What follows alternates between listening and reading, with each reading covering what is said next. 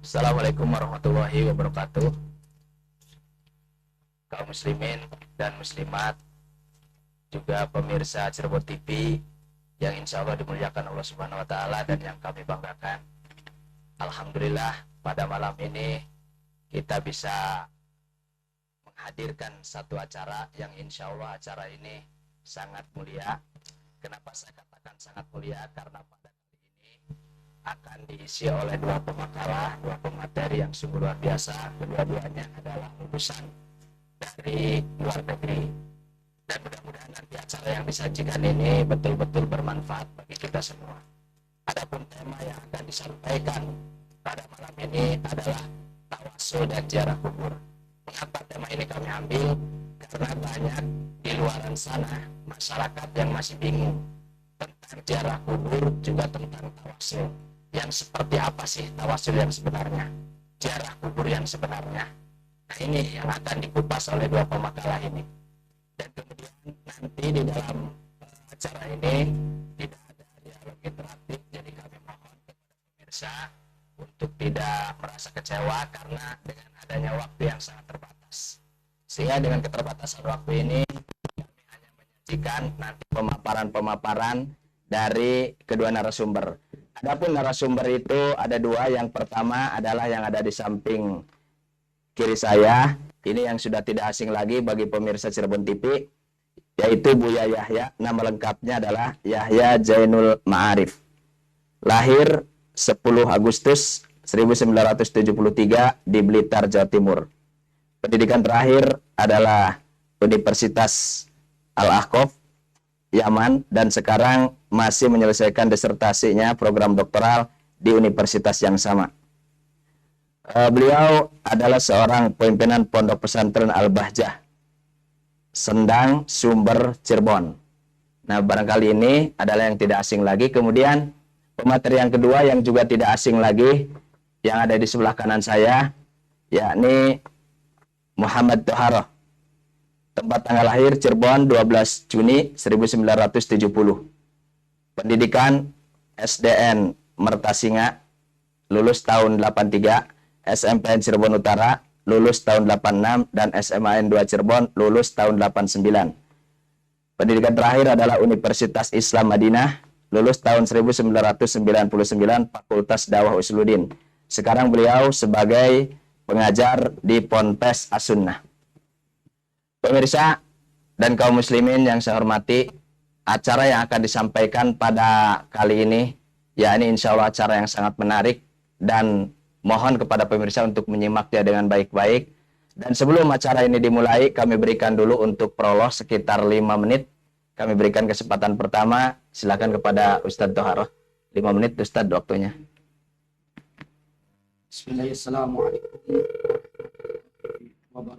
Waalaikumsalam. Alhamdulillah wassalatu wassalamu ala Rasulillah wa ala alihi wa sahbihi wa man wala. Wala haula wala quwwata illa billah, amma ba'd.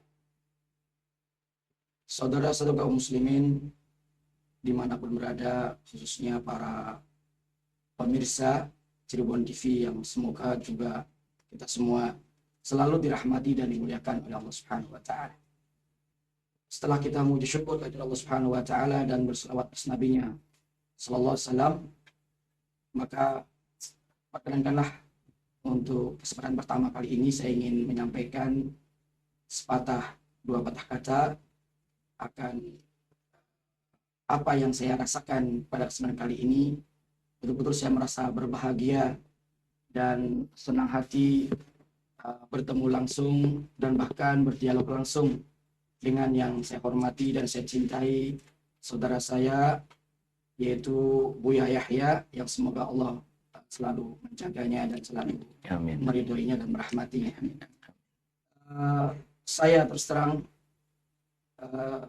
sungguh sangat berbahagia karena memang apa yang terjadi di masyarakat, ya, banyak sekali gejolak-gejolak yang memang perlu kita selesaikan atau kita bicarakan, ya, atau dialogkan dalam kesempatan yang mulia ini, supaya umat betul-betul mengerti dan paham dan tidak ada lagi gejolak atau hal-hal yang tidak diinginkan di antara kita sesama kaum muslimin.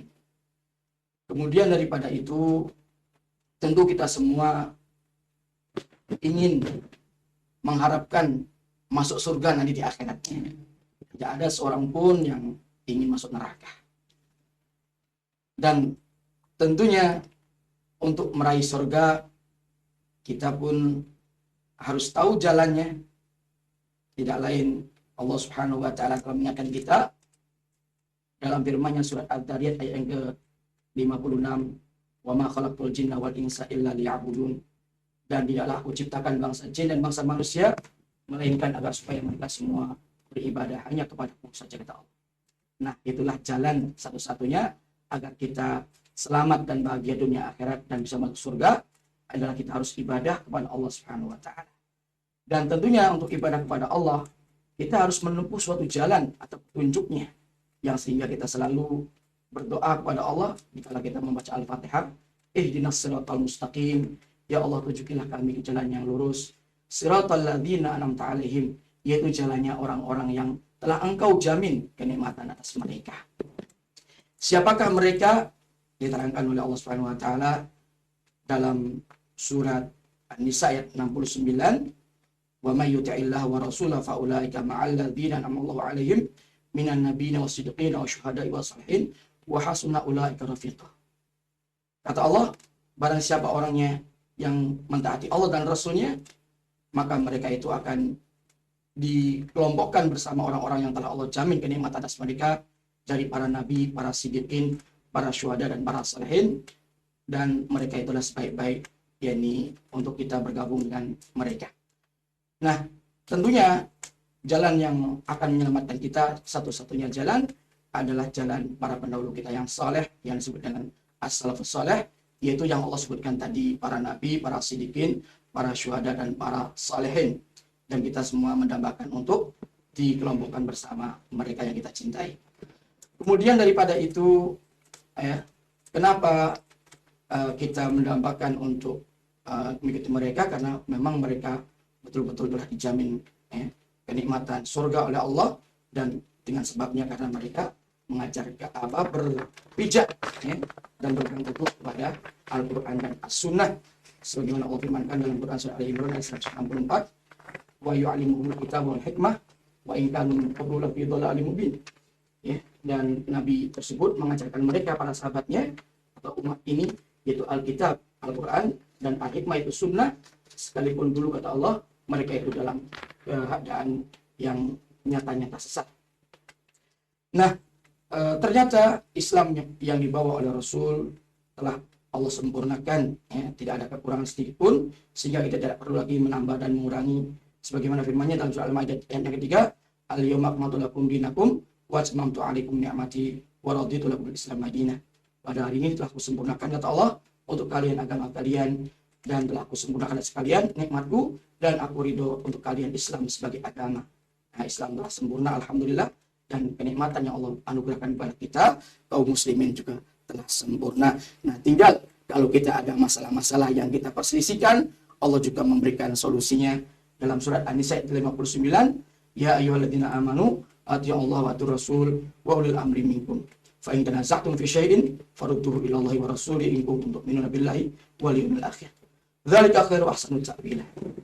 Kata Allah Subhanahu wa Ta'ala, "Wahai orang-orang yang beriman, taatlah kepada Allah dan kepada Rasul dan kepada pemimpin dari kalian, dan jika kalian saling berselisih pendapat suatu apapun, maka kembalikanlah perselisihan itu kepada Allah, yaitu kepada Al-Quran, dan kepada Rasul, yaitu kepada sunnahnya, jika memang kalian betul-betul beriman kepada Allah dan hari akhir."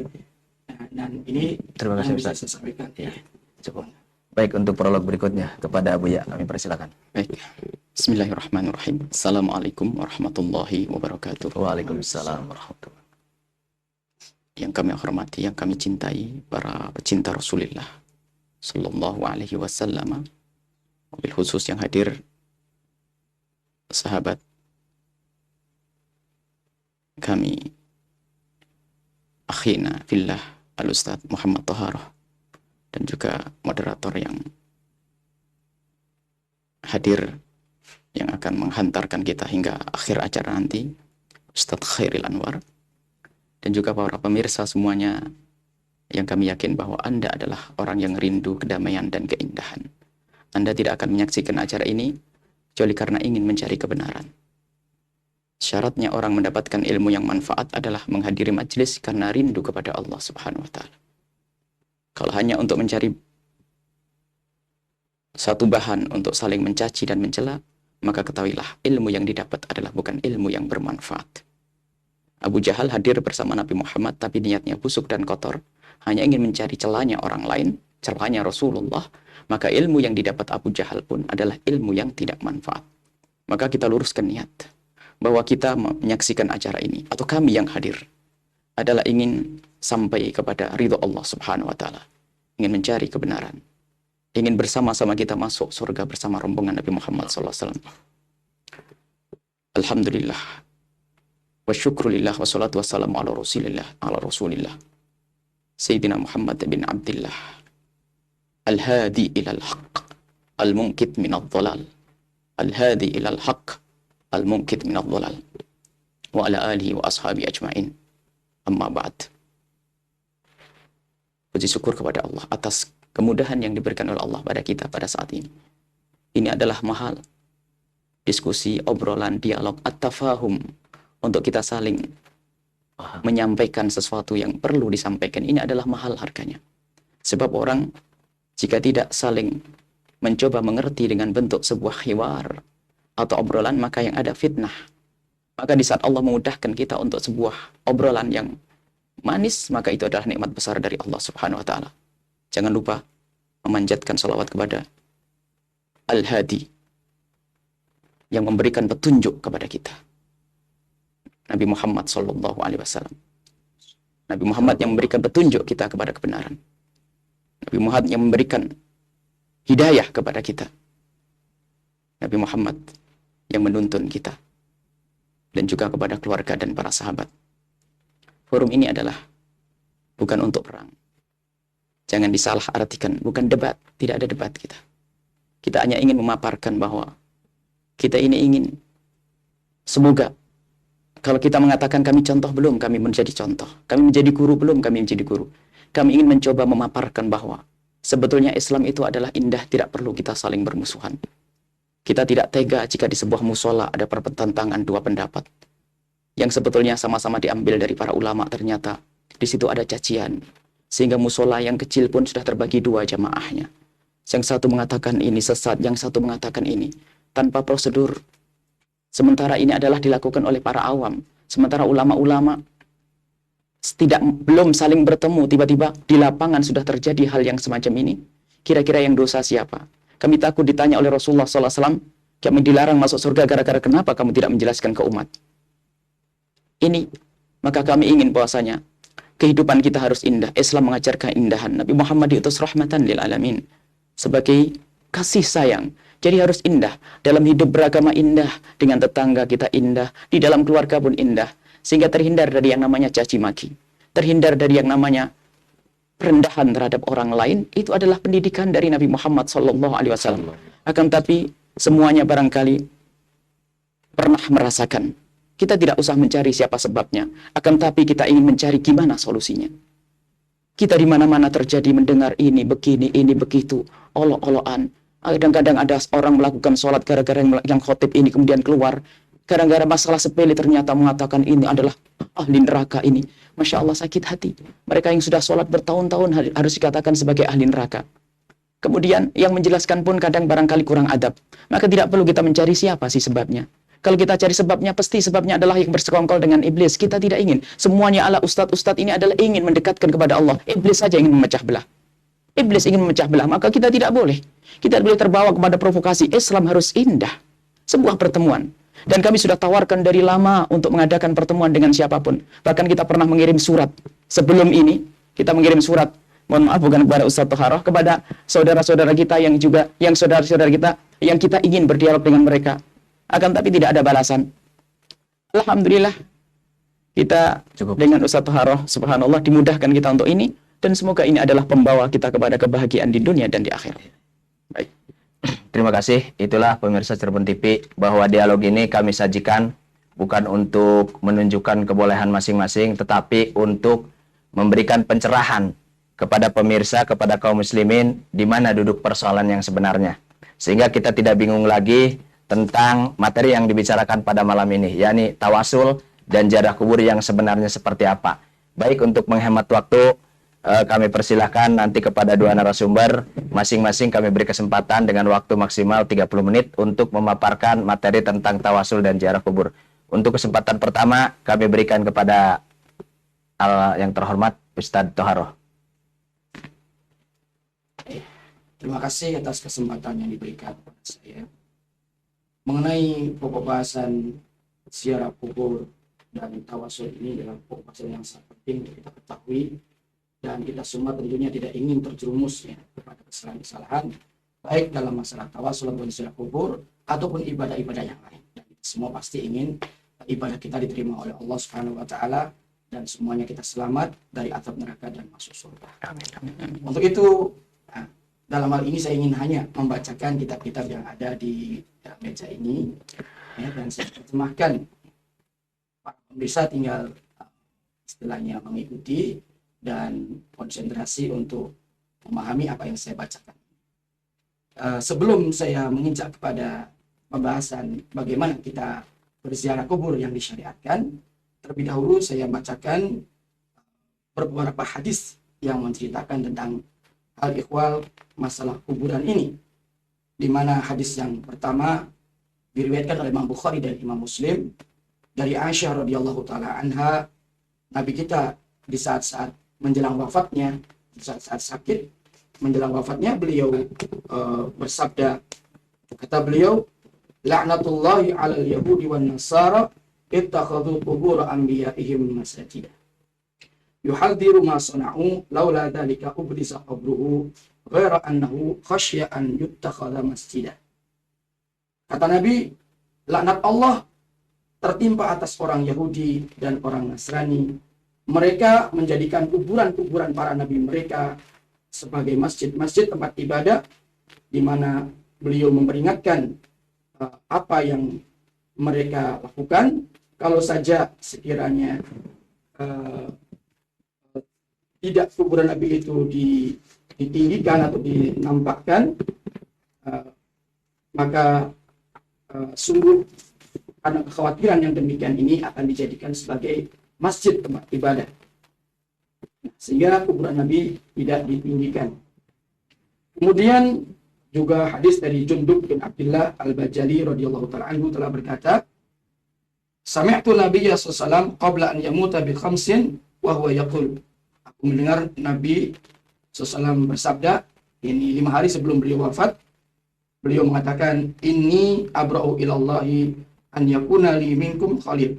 Sungguhnya aku berlepas diri dari Allah Subhanahu wa taala, yaitu dari menjadi salah seorang dari kalian sebagai khalil diriku. Fa innallaha ta'ala qad ittakhadhani khalila. Karena sungguhnya Allah Subhanahu wa taala telah menjadikan aku sebagai khalil, kama ittakhadha Ibrahim khalila, sebagaimana Allah juga telah menjadikan Ibrahim sebagai khalil. Walau kuntu muttaqidan min ummati khalilan la takhadtu Abu Bakrin khalila. Kalau sekiranya aku menjadikan dari umatku ini seorang khalil, ini kekasih, maka sungguh aku akan menjadikan Abu Bakar sebagai khalil. Ala wa inna man kana qablakum kanu yattakhiduna qubur anbiya'ihim wa salihihim masajidah. Ketahuilah oleh kalian semua, sesungguhnya orang sebelum kalian itu mereka menjadikan kuburan-kuburan para nabi dan orang-orang soleh mereka sebagai masjid-masjid tempat peribadatan. Ala fala tattakhidul qubura wa masajidah. Maka ketahuilah, jangan sampai kalian menjadikan kuburan-kuburan itu sebagai masjid-masjid tempat ibadah. Ini anhakum an dzalik. Sesungguhnya aku melarang kalian dari yang demikian itu. Hadis ini sahih riwayat Imam Muslim. Juga hadis dari Imam Ahmad yang bersumber dari Abu Hurairah radhiyallahu taala anhu, Nabi kita bersabda, Allahumma la taj'al qabri wasanan. Ya Allah, jangan kau jadikan kuburanku ini sebagai berhala yang disembah. La'anallahu qauman ittakhadhu qubur anbiya'ihim masajidah. Semoga Allah melaknat kaum yang menjadikan kuburan para nabi mereka adalah masjid-masjid. Juga hadis bersumber dari Ali bin Abi Thalib radhiyallahu taala anhu, dari Rasulullah SAW beliau bersabda, la tattakhidhu qabri idan wala buyutakum qubura wa sallu alayya fa inna taslimakum yablughuni aina kuntum. Kata beliau, jangan kalian menjadikan kuburanku ini sebagai tempat untuk perayaan, dan jangan kalian menjadikan rumah-rumah kalian sebagai kuburan yang tidak ada bacaan Qur'annya, dan sholatlah atau bersolawatlah atasku kalian semua, karena sesungguhnya salamnya kalian akan sampai kepada diriku di mana saja kalian berada. Hadisnya adalah la ba'sa bihi. Setelah kita mendengarkan beberapa hadis riwayat yang sahih tadi tentang wasiat Nabi sebelum wafatnya mengingatkan umatnya agar hati-hati terhadap kuburan, ya, karena ternyata orang-orang sebelum kita baik Yahudi maupun Nasrani mereka betul-betul ya mengagung-agungkan dan mengkultuskan kuburan-kuburan para nabi mereka dan orang-orang saleh mereka, yang kemudian terjerumuslah mereka ke dalam suatu kesyirikan. Nah, lalu setelah itu mari kita perhatikan kaifa nazuru al-qubur ziaratan syar'iyyah. Bagaimana kita ziarah kubur, yaitu dengan ziarah yang disyariatkan, yang sesuai dengan syariat. Tentunya kita semua ingin ziarah kubur dan ingin mendapatkan ridho dari Allah Subhanahu wa taala.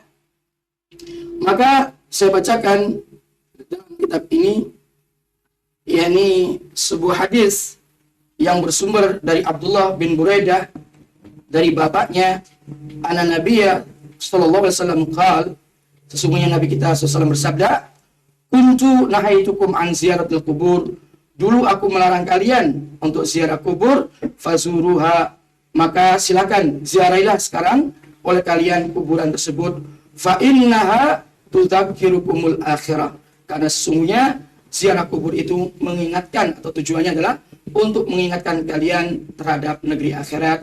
Wa fil lafdhin, dan dalam lafaz yang lain, fa innaha tudzakiru al-maut, maka sesungguhnya ziarah kubur itu mengingatkan akan kematian. Hadis ini sahih, diriwayatkan oleh Imam Ahmad, oleh Imam Muslim, dan Imam Ahlus-Sunan. Kemudian setelah kita mengetahui disyariatkannya ziarah kubur oleh Nabi yang dulunya beliau larang, dengan tujuan agar kita semua mengingat kematian dan mengingat akhirat, karena orang yang mengingat kematian dan akhirat pasti akan mempersiapkan diri untuk menghadapinya, dan pasti akan memperbanyak bekal dengan amal soleh dan dengan meningkatkan iman, karena hanya itulah bekal untuk kita mati. Kemudian yusannu assalam alal amwat wa du'a lahum inda dukhul, disunahkan untuk mengucapkan salam kepada penghuni kubur dan mendoakan mereka ketika masuk wilayah kuburan. Faqad alama ar-rasulu ashabahu an yaqulu, dan sungguh Rasul telah mengajari para sahabatnya supaya mereka mengatakan assalamualaikum ala diyar minal mu'minina wal muslimin wa inna insyaallah bikum lalahiqun as'alullah lana wa lakumul afiyah. Keselamatan atas diri kalian semua wahai penduduk negeri kubur dari kalangan orang beriman dan orang Islam, dan sesungguhnya kami insyaallah sungguh akan menyusul kalian, dan aku memohon kepada Allah untuk diri kami dan untuk diri kalian, yaitu keselamatan dari azab Allah Subhanahu wa taala. Hadis ini sahih diriwayatkan oleh Imam Muslim. Kemudian yang kedua yang harus kita perhatikan adalah adamul julusi alal qabri, ya, tidak boleh duduk di atas kuburan. Wa adamu waqtihi, dan tidak boleh menginjak kuburan. Liqaulihi sallallahu, karena sabda Nabi, la tusallu ilal kuburi wa la tajlisu 'alaiha, jangan kalian salat menghadap kuburan dan jangan kalian duduk di atas kuburan. Hadis ini sahih diriwayatkan oleh Imam Muslim. Kemudian yang ketiga, ada mutawafi haulal qabri bi niyati taqarrub, tidak bolehnya tawaf, ya, mengelilingi kuburan dengan niat ibadah, karena Allah Subhanahu wa taala berfirman dalam surat Al-Hajj ayat 29, wal yatawafu bil baitil atiq, dan hendaklah mereka tawaf di baitil atiq. Baitil atiq maksudnya adalah Ka'bah. Jadi yang disyariatkan kita untuk tawaf adalah hanyalah Ka'bah. Adapun di selain Ka'bah kita dilarang untuk tawaf, ya, apalagi di kuburan tadi. Kemudian yang keempat, adamu qiraati syai'in minal Qur'an fil maqbarah, tidak bolehnya membaca sesuatu dari Al-Qur'an di kuburan. Liqaulihi sallallahu, karena sabda Nabi, ya, yang sahih, yang diriwayatkan oleh Imam Muslim, kata beliau, la taj'alu buyutakum maqabira, jangan kalian menjadikan rumah-rumah kalian adalah sebagai kuburan, fa inna syaitana yanfiru minal baitil ladzi tuqra'u fihi suratul Baqarah. Karena sesungguhnya syaitan itu akan lari, akan kabur dari rumah yang dibacakan di dalamnya surat Al-Baqarah. Hadis ini adalah sahih dari Imam Muslim tadi. Wa hadza isyaratun ila anna al-qubura laysat mahallan lil Qur'an. Dan ini hadis mengisyaratkan bahwa sungguhnya kuburan itu bukan tempat untuk membaca Al-Qur'an. Biaksil bait, kebalikan daripada rumah. Justru di rumah kita lah yang kita sangat dianjurkan untuk membaca Al-Qur'an. Wal hadisu al-waridatu fil qiraati 'ala al-quburi ghairu sahihah. Sedangkan hadis-hadis yang datang ya di dalam menjelaskan masalah membaca di kuburan itu semuanya tidak ada yang sahih. Kemudian yang kelima, amma talabul madadi wal auni minal mayyit, adapun meminta pertolongan dan bantuan kepada orang yang sudah mati, kepada ahli kubur, walau kana nabiyan awwaliyan, sekalipun dia adalah seorang nabi ataupun wali yang dikubur tersebut, fahuwa minasyirkil akbar, maka sesungguhnya itu termasuk syirik besar. Kenapa? Karena Allah berfirman dalam surat Yunus ayat 106, wala tad'u min dunillahi ma la yanfa'uka wa la yadurruka fa in fa'alta fa innaka idzam minadh dhalimin. Kata Allah, wala tad'u, dan janganlah kamu berdoa atau meminta min dunillah, kepada selain Allah, ma la yanfa'uka, apa yang tidak bisa memberi manfaat kepada dirimu, wa la yadurruka, dan tidak bisa pula memudaratkan dirimu, fa in fa'alta, maka jikalau engkau melakukan yang demikian, fa innaka, maka sesungguhnya engkau idzan, kalau memang demikian, minadz zalimin, tergolong orang yang zalim, ai al musyrikin, yaitu makna zalim di sini adalah musyrik, ya. Makna zalim di sini adalah musyrik, karena Allah Subhanahu wa taala dalam ayat yang lain mengatakan inna syirka la dzulmun azim, sesungguhnya syirik itu adalah sungguh-sungguh kezaliman yang sangat besar, ya. Dan di sini Allah mengingatkan kepada Rasulnya dan sekaligus kepada umatnya agar hati-hati, jangan sampai meminta-minta kepada penghuni kubur, karena sesungguhnya ya mereka itu tidak bisa berbuat apa-apa kepada kita, untuk kita. Ya, berdoalah kepada Allah, kata Allah, ud'uni astajib lakum. Berdoalah kalian kepada diriku, niscaya pasti aku akan mengabulkan doa kalian. Ya, berdoa hanya kepada Allah, bukan kepada penghuni kubur. Nah, kalau kita melakukan ziarah kubur kemudian meminta-minta, ya, mengharapkan sesuatu dari penghuni kubur tersebut, maka jatuhnya kepada kesyirikan. Dan ini Allah yang mengatakan, ya, fa innaka idzan minadz zalimin, maka sesungguhnya engkau kalau demikian berarti engkau termasuk orang-orang yang zalim. Maknanya zalim di sini adalah syirik, ya, dan syiriknya adalah syirik akbar, bisa menyebabkan pelakunya murtad dari Islam walaupun ngakunya Islam. Kemudian yang keenam, adamu wad'i akalil az-zuhur wa hamluha liwad'iha ala qabril mayyit. Tidak boleh meletakkan rangkaian bunga atau karangan bunga dan membawanya kemudian diletakkannya di kuburan tersebut, ya.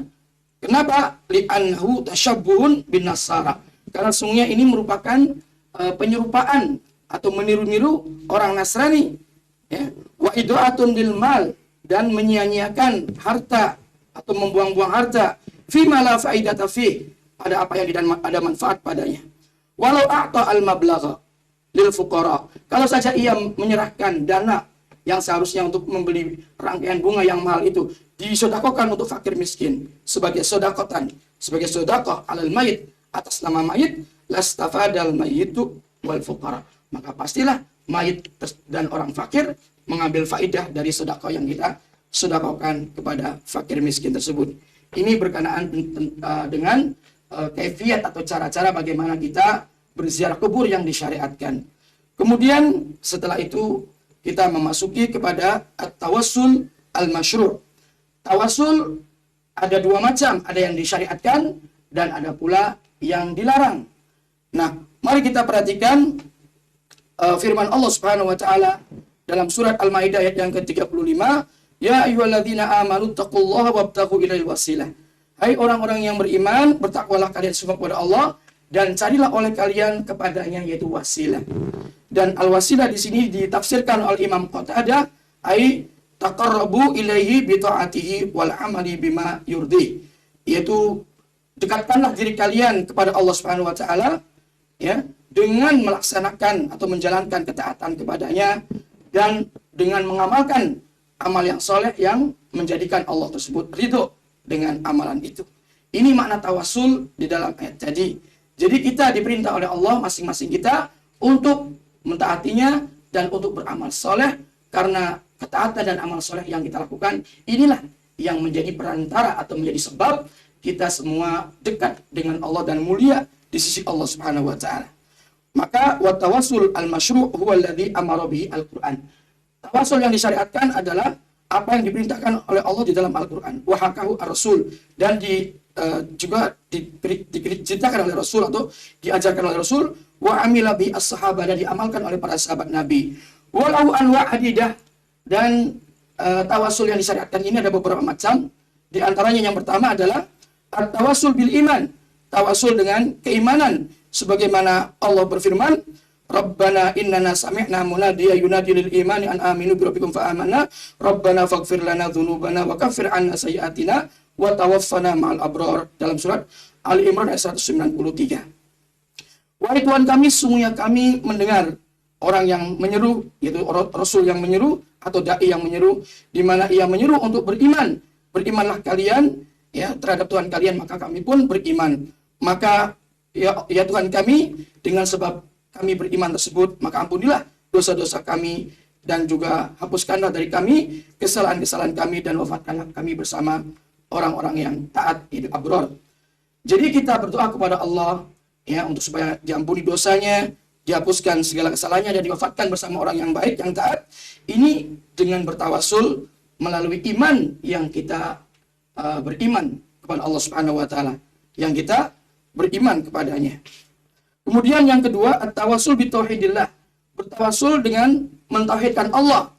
Ya, seperti doanya Nabi Yunus alaihissalam ketika beliau berada di dalam perut ikan, dalam surat Al-Anbiya ayat 87 Allah berfirman, "Fanada fil dhulumati la ilaha illa anta subhanaka inni kuntu minadh dhalimin fastajabna lahu wa najaynahu minal ghammi wa kadzalika nunjil mu'minin."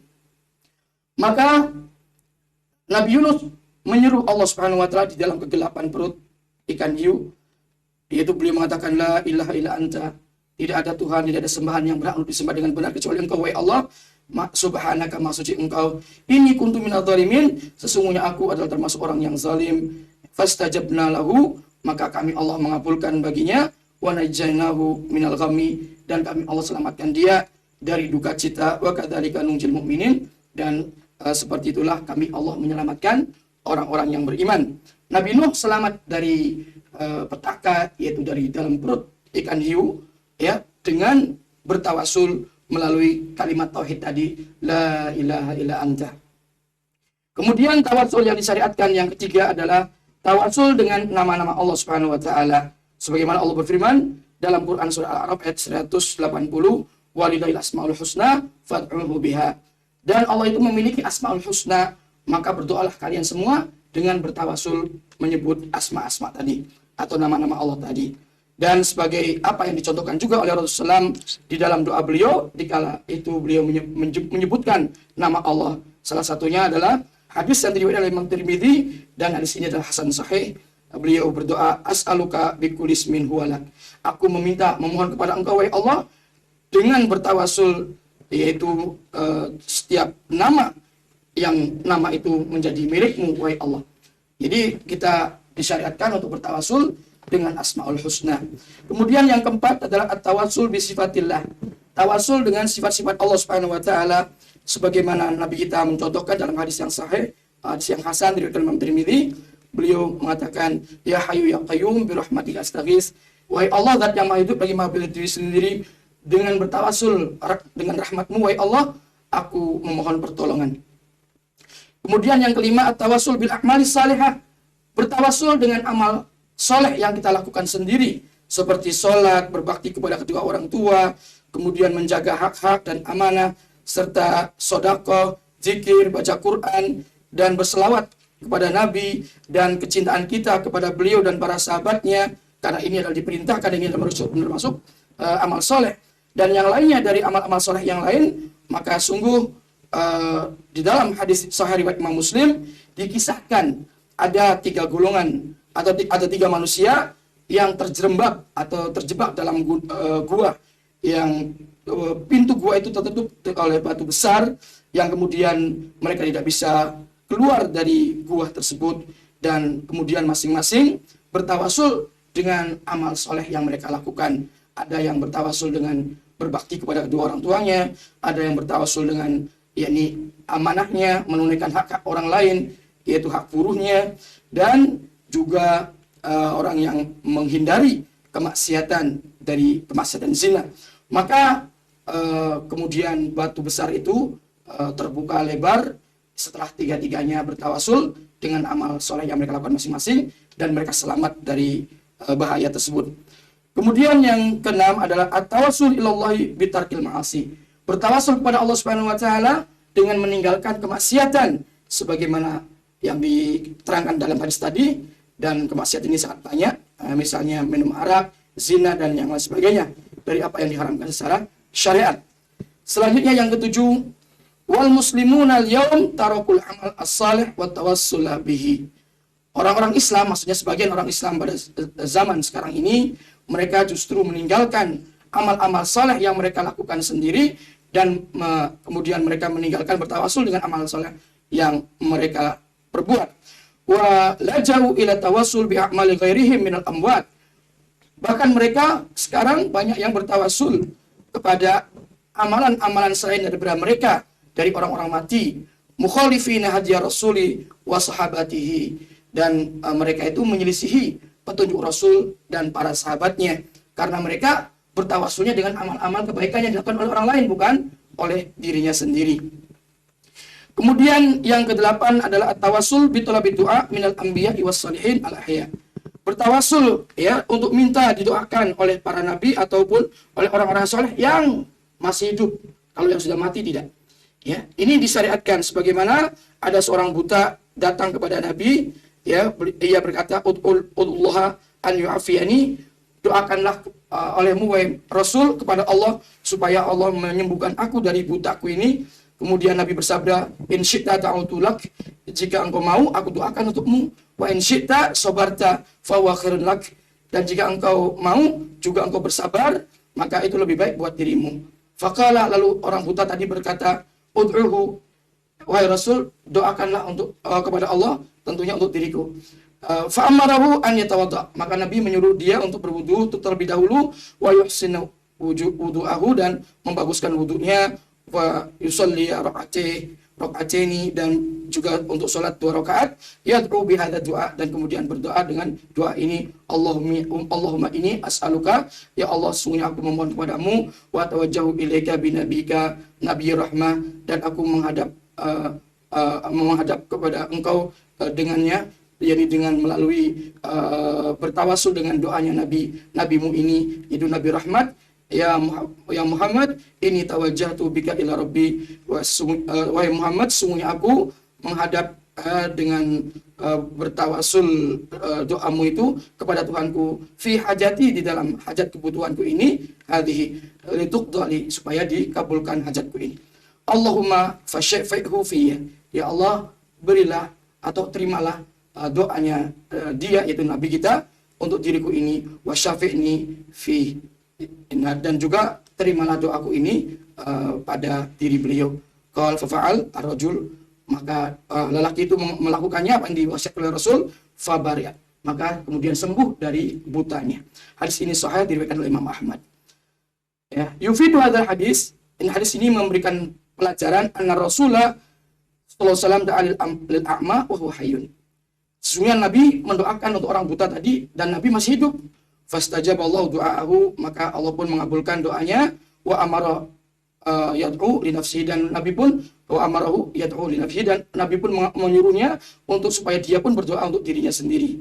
Wa tajahu ilallahi yas'aluhu an yaqbala fihi syafa'atan nabihi, dan ia pun menghadap kepada Allah, memohon kepadanya agar Allah menerima pada dirinya itu syafaat atau doa nabinya. Faqabalallahu minhu, dan Allah pun mengabulkannya dan menerimanya.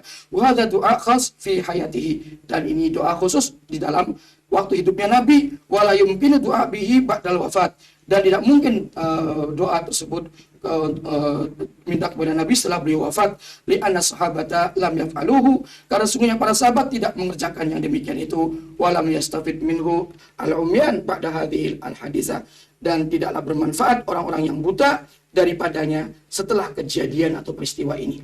Kemudian kita beralih kepada at-tawassul al-mamnu', tawasul yang dilarang.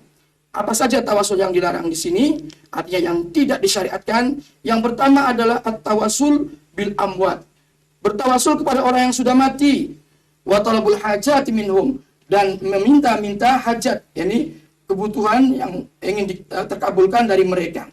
Wal isti'anatu bihim, dan juga minta pertolongan terhadap mereka. Kama huwa waqi'ul yaum, sebagaimana telah terjadi pada saat ini atau sekarang ini, wa yusammunahu tawassulan, dan mereka memberi namanya yaitu suatu tawasul. Walaysa kadzalik, padahal bukan seperti itu. Li'anna tawassula huwa talab minallahi biwasitatin masyru'atin. Ya, karena sungguhnya tawasul itu adalah meminta kepada Allah dengan melalui perantara yang disyariatkan. Kal imani wal amali saleh, seperti iman dan amal saleh, wa asma'il husna, dan seperti asmaul husna, wa du'a al-amwat. Sedangkan doanya orang-orang berdoa atau meminta kepada orang-orang yang mati adalah i'radun anillah, berarti berpaling dari Allah, wa huwa min asyirkil akbar, dan ini dari syirik besar. Karena Allah berfirman dalam surat Yunus ayat 106, wala tad'u min dunillahi ma la yanfa'uka wa la yadurruka fa in fa'alta fa innaka idzan minadh dhalimin. Dan janganlah engkau berdoa kepada selain Allah apa yang tidak membawa manfaat bagi dirimu dan tidak pula bisa memudaratkanmu, karena sesungguhnya jika engkau melakukan yang demikian, maka sungguh berarti kamu termasuk orang yang zalim, yaitu orang yang musyrik atau syiriknya syirik akbar. Kemudian yang kedua adalah tawassul bijahi Rasul, bertawasul dengan jahnya Rasul, dengan kewibawaan dan kemuliaannya Rasul. Ini juga adalah tawasul yang dilarang secara syariat. Seperti kita mengatakan, ya Rabb bijahi Muhammadin ishfini, wahai Tuhan, ya, dengan kewibawaan dan kemuliaan Muhammad, sembuhkanlah aku. Fahuwa bid'atun, maka ini adalah suatu yang kebid'ahan. Kenapa? Li'anna sahabata lam yaf'aluhu, karena para sahabat tidak pernah melakukan yang demikian. Wa li'anna Umar al-Khalifah, dan juga Umar Khalifah ar-Rasyidin, salah seorang khalifah yang mulia, tawassala bil Abbasi hayyan bidu'aihi. Beliau bertawassul kepada Abbas paman Rasul dalam keadaan hidup, ya, yaitu dengan doanya, meminta untuk didoakan olehnya. Walam yatawassal bir rasuli ba'da mautihi, dan beliau tidak bertawassul kepada Rasul setelah wafatnya Rasul tersebut, indama talaba nuzul matar, ketika beliau meminta supaya turun hujan. Wa hadis tawassalu bijahi, dan hadis yang mengatakan bertawassullah kalian dengan kewibawaan dan kemuliaan diriku, ini hadisnya la aslalahu, tidak ada asal usulnya, ya, tidak sahih, hadisnya adalah palsu. Wa ada tawassul al-bid'i qad yu'addi lisyirk, dan tawassul bid'ah seperti ini ya bisa menyebabkan pelakunya terjerumus kepada kesyirikan. Wa dzalika idza taqada anna Allah muhtajun liwasithah. Yang demikian ini apabila ia berkeyakinan bahwa Allah membutuhkan perantara, kal amiri wal hakim, seperti presiden ataupun seperti hakim. Li'anna syabaha al-khaliqa bil makhluk, karena sungguhnya dia berarti menyamakan atau menyerupakan sang pencipta, yakni Allah Subhanahu wa taala, dengan makhluknya. Allah disamakan dengan presiden, Allah disamakan dengan hakim, kemudian membutuhkan perantara. Kalau nggak ada perantara, nggak bisa. Nah, maka berarti orang tersebut telah menyekutukan Allah, telah menyamakan Allah dengan makhluknya, dan ini berarti syirik. Kemudian yang ketiga, wa amma talabud du'a minar rasul ba'da mautihi, adapun meminta doa atau bertawasul kepada Nabi setelah wafatnya beliau, seperti ya Rasulullah ud'uli, wa ya Rasulullah doakanlah untuk diriku, fa ghair jaiz, maka ini pun tidak boleh. Li'anna sahabat lam yaf'aluhu, karena sungguhnya para sahabat mereka tidak melakukannya. Sebab Nabi bersabda dalam hadis sahih riwayat Imam Muslim, idza matal insanu in qata'a amaluhu illa min thalath, shadaqatin jariyah aw ilmin yunta'u bih aw waladin salihin yad'ulah. Apabila manusia itu mati, terputuslah amalannya kecuali 3 perkara: sedekah jariyah, ilmu yang bermanfaat, atau juga anak yang saleh yang mendoakan dirinya. Ini tawasul yang disyariatkan. Terima kasih Ustaz, waktunya habis. Maaf, ini tawasul yang dilarang tadi, yang terakhir. Iya. Pemirsa, kita lanjutkan kepada pemateri yang kedua. Insya Allah kami beri kesempatan yang sama, yakni dengan waktu maksimal 30 menit. Kepada Yang Mulia, Buya, dipersilakan. Bismillah. Bismillahirrahmanirrahim. Sangat gamblang dan jelas yang telah disampaikan oleh Al-Ustadz Muhammad Thohar. Bahkan banyak poin-poin yang harus kita katakan harus benar, dan itulah kebenaran beberapa poin yang disampaikan beliau, dan itu adalah kesepakatan kita. Kalau kita berdoa kepada selain Allah, jelas itu adalah syirik. Kalau kita menyembah kuburan, itu adalah juga tidak benar, syirik. Kalau kita harus membuat kuburan itu dijadikan masjid seperti orang Yahudi, catatan seperti orang Yahudi, maka itu juga terkutuk. Jadi yang disampaikan oleh beliau banyak hal-hal yang sudah disepakati. Dan alhamdulillah banyak titik temu. Akan tetapi dalam sebuah diskusi hiwar atau tafahum, kita tidak menyebutkan kesepakatan, akan tetapi kita mencari titik temu di saat ada perbedaan. Dalam bahasa, hiwar adalah tahrir mahal niza. Apa sih yang menjadikan perbedaan sehingga kita harus bertemu? Maka itu yang harus kita bahas. Adapun kalau menyembah kuburan, sudah sepakat, insya Allah. Tapi apakah betul di Cirebon ini ada orang nyembah kuburan? Itu kan jadi pertanyaan nanti. Kalau orang berdoa kepada selain Allah, benar. Itu adalah syirik. Tapi siapa yang berdoa kepada selain Allah? Ini barangkali harus dijelaskan nanti. Akan tapi, ini, yang diperselisihkan, itu apa yang sekiranya jika kita salah menjelaskan kepada umat, maka yang terjadi adalah perselisihan juga di umat. Sementara umat Nabi Muhammad ini harus kuat, tapi ternyata harus ribut urusan-urusan yang seharusnya tidak boleh kita berbeda pendapat. Bahwa tentang tawassul dan ziarah kubur, subhanallah, dua-duanya adalah syar'i. Hanya kerinciannya barangkali ada penyelewengan ini yang harus kita jelaskan. Tapi sebelumnya makalah kita adalah sebuah pertanyaan. Takut kita berbeda, kenapa kita harus berdebat atau dialog? Kita tidak mengatakan debat. Kalau kita sama, kenapa kita harus diskusi? Kita harus tunjukkan, betulkah Ustadz Thohar itu berbeda dengan kami? Masya Allah. Betulkah kita berbeda? Asal tahu mungkin Ustadz Thohar, bagaimana pandangan Ustadz Thohar tentang kami sebelum kami menjelaskan. Kami adalah orang yang senang merayakan Maulid Nabi SAW, dan kami adalah orang yang senang dengan dunia tasawuf, dan kami adalah orang yang bertawassul dengan orang yang meninggal, dan kami adalah juga termasuk pembina dari satu jamaah salawat nariyah. Ini barangkali catatan moderator. Bagaimana pendapat Ustadz Thohar tentang kami ini? Barangkali yang seperti kami adalah ribuan manusia. Artinya harus, kalau memang kita berbeda, maka dijelaskan di sini. Kalau ternyata ada kesepakatan, tidak perlu kita melanjutkan sebuah dialog, tapi selesai. Jadi kami adalah orang yang bertawasul dengan orang yang hidup dengan Nabi Muhammad. Kita meyakini tawasul dengan Nabi Muhammad di saat hidup dan di saat Nabi Muhammad setelah meninggal. Kemudian kami juga membaca sholawat nariyah yang itu adalah termasuk sholat tawasul. Kemudian kami adalah pecinta perayaan Maulid Nabi SAW. Ini adalah poin-poin ya, karena itu ada hubungannya dengan tawasul semuanya. Jadi kita ingin dikomentari dulu nanti tentang kami itu seperti itu apa? Ada kecocokan. Kalau ternyata Ustadz Thohar mengatakan tidak ada perbedaan, berarti selesai. Tapi kalau ternyata di sini ada perbedaan, tadi bisa disinggung dalam cerita bahwasanya tawassul kepada orang yang telah meninggal dunia adalah juga tidak boleh, maka kita ingin ditegaskan untuk menilai kami agar ada perbincangan selanjutnya. Barangkali makalah kami seperti itu. Kemudian setelah itu, kita juga akan bercerita tentang tawassul, dan insya Allah semuanya seperti yang pernah disampaikan, kita berpegang kepada Nabi Muhammad SAW dan pada kitabullah. Kita tidak boleh nyeleweng dari itu. Baik, kita tidak boleh nyeleweng dari kitabullah dan sunnah Nabi Muhammad SAW, dan juga apa yang telah dilakukan oleh para salafus soleh. Dan ini adalah pegangan supaya kita tidak ngelantur ke sana kemari. Dan siapa kira yang berpegang kepada salafus soleh. Ini adalah standar kita untuk diskusi supaya tidak kemana-mana. Jadi tahrir mahallun niza ini penting. Adapun secara umum,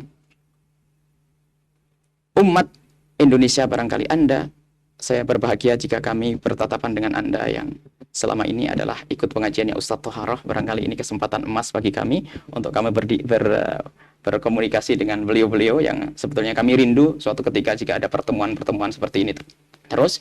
Kemudian juga bagi sahabat-sahabat atau saudara-saudara yang lainnya yang biasa menyaksikan Cirebon TV, itu adalah Masya Allah, terima kasih juga Anda menyaksikan.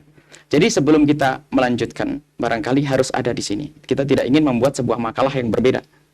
Kalau memang tidak ada perbedaan, kita tidak usah melanjutkan.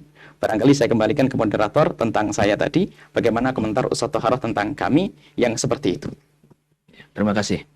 Baik Ustadz, tadi Buya Yahya telah menjelaskan bahwa diantaranya beliau senang dengan salawat naria, suka dengan maulid Nabi, bertawasul kepada Nabi di saat hidup juga di saat Nabi meninggal, dan senang dengan dunia tasawuf.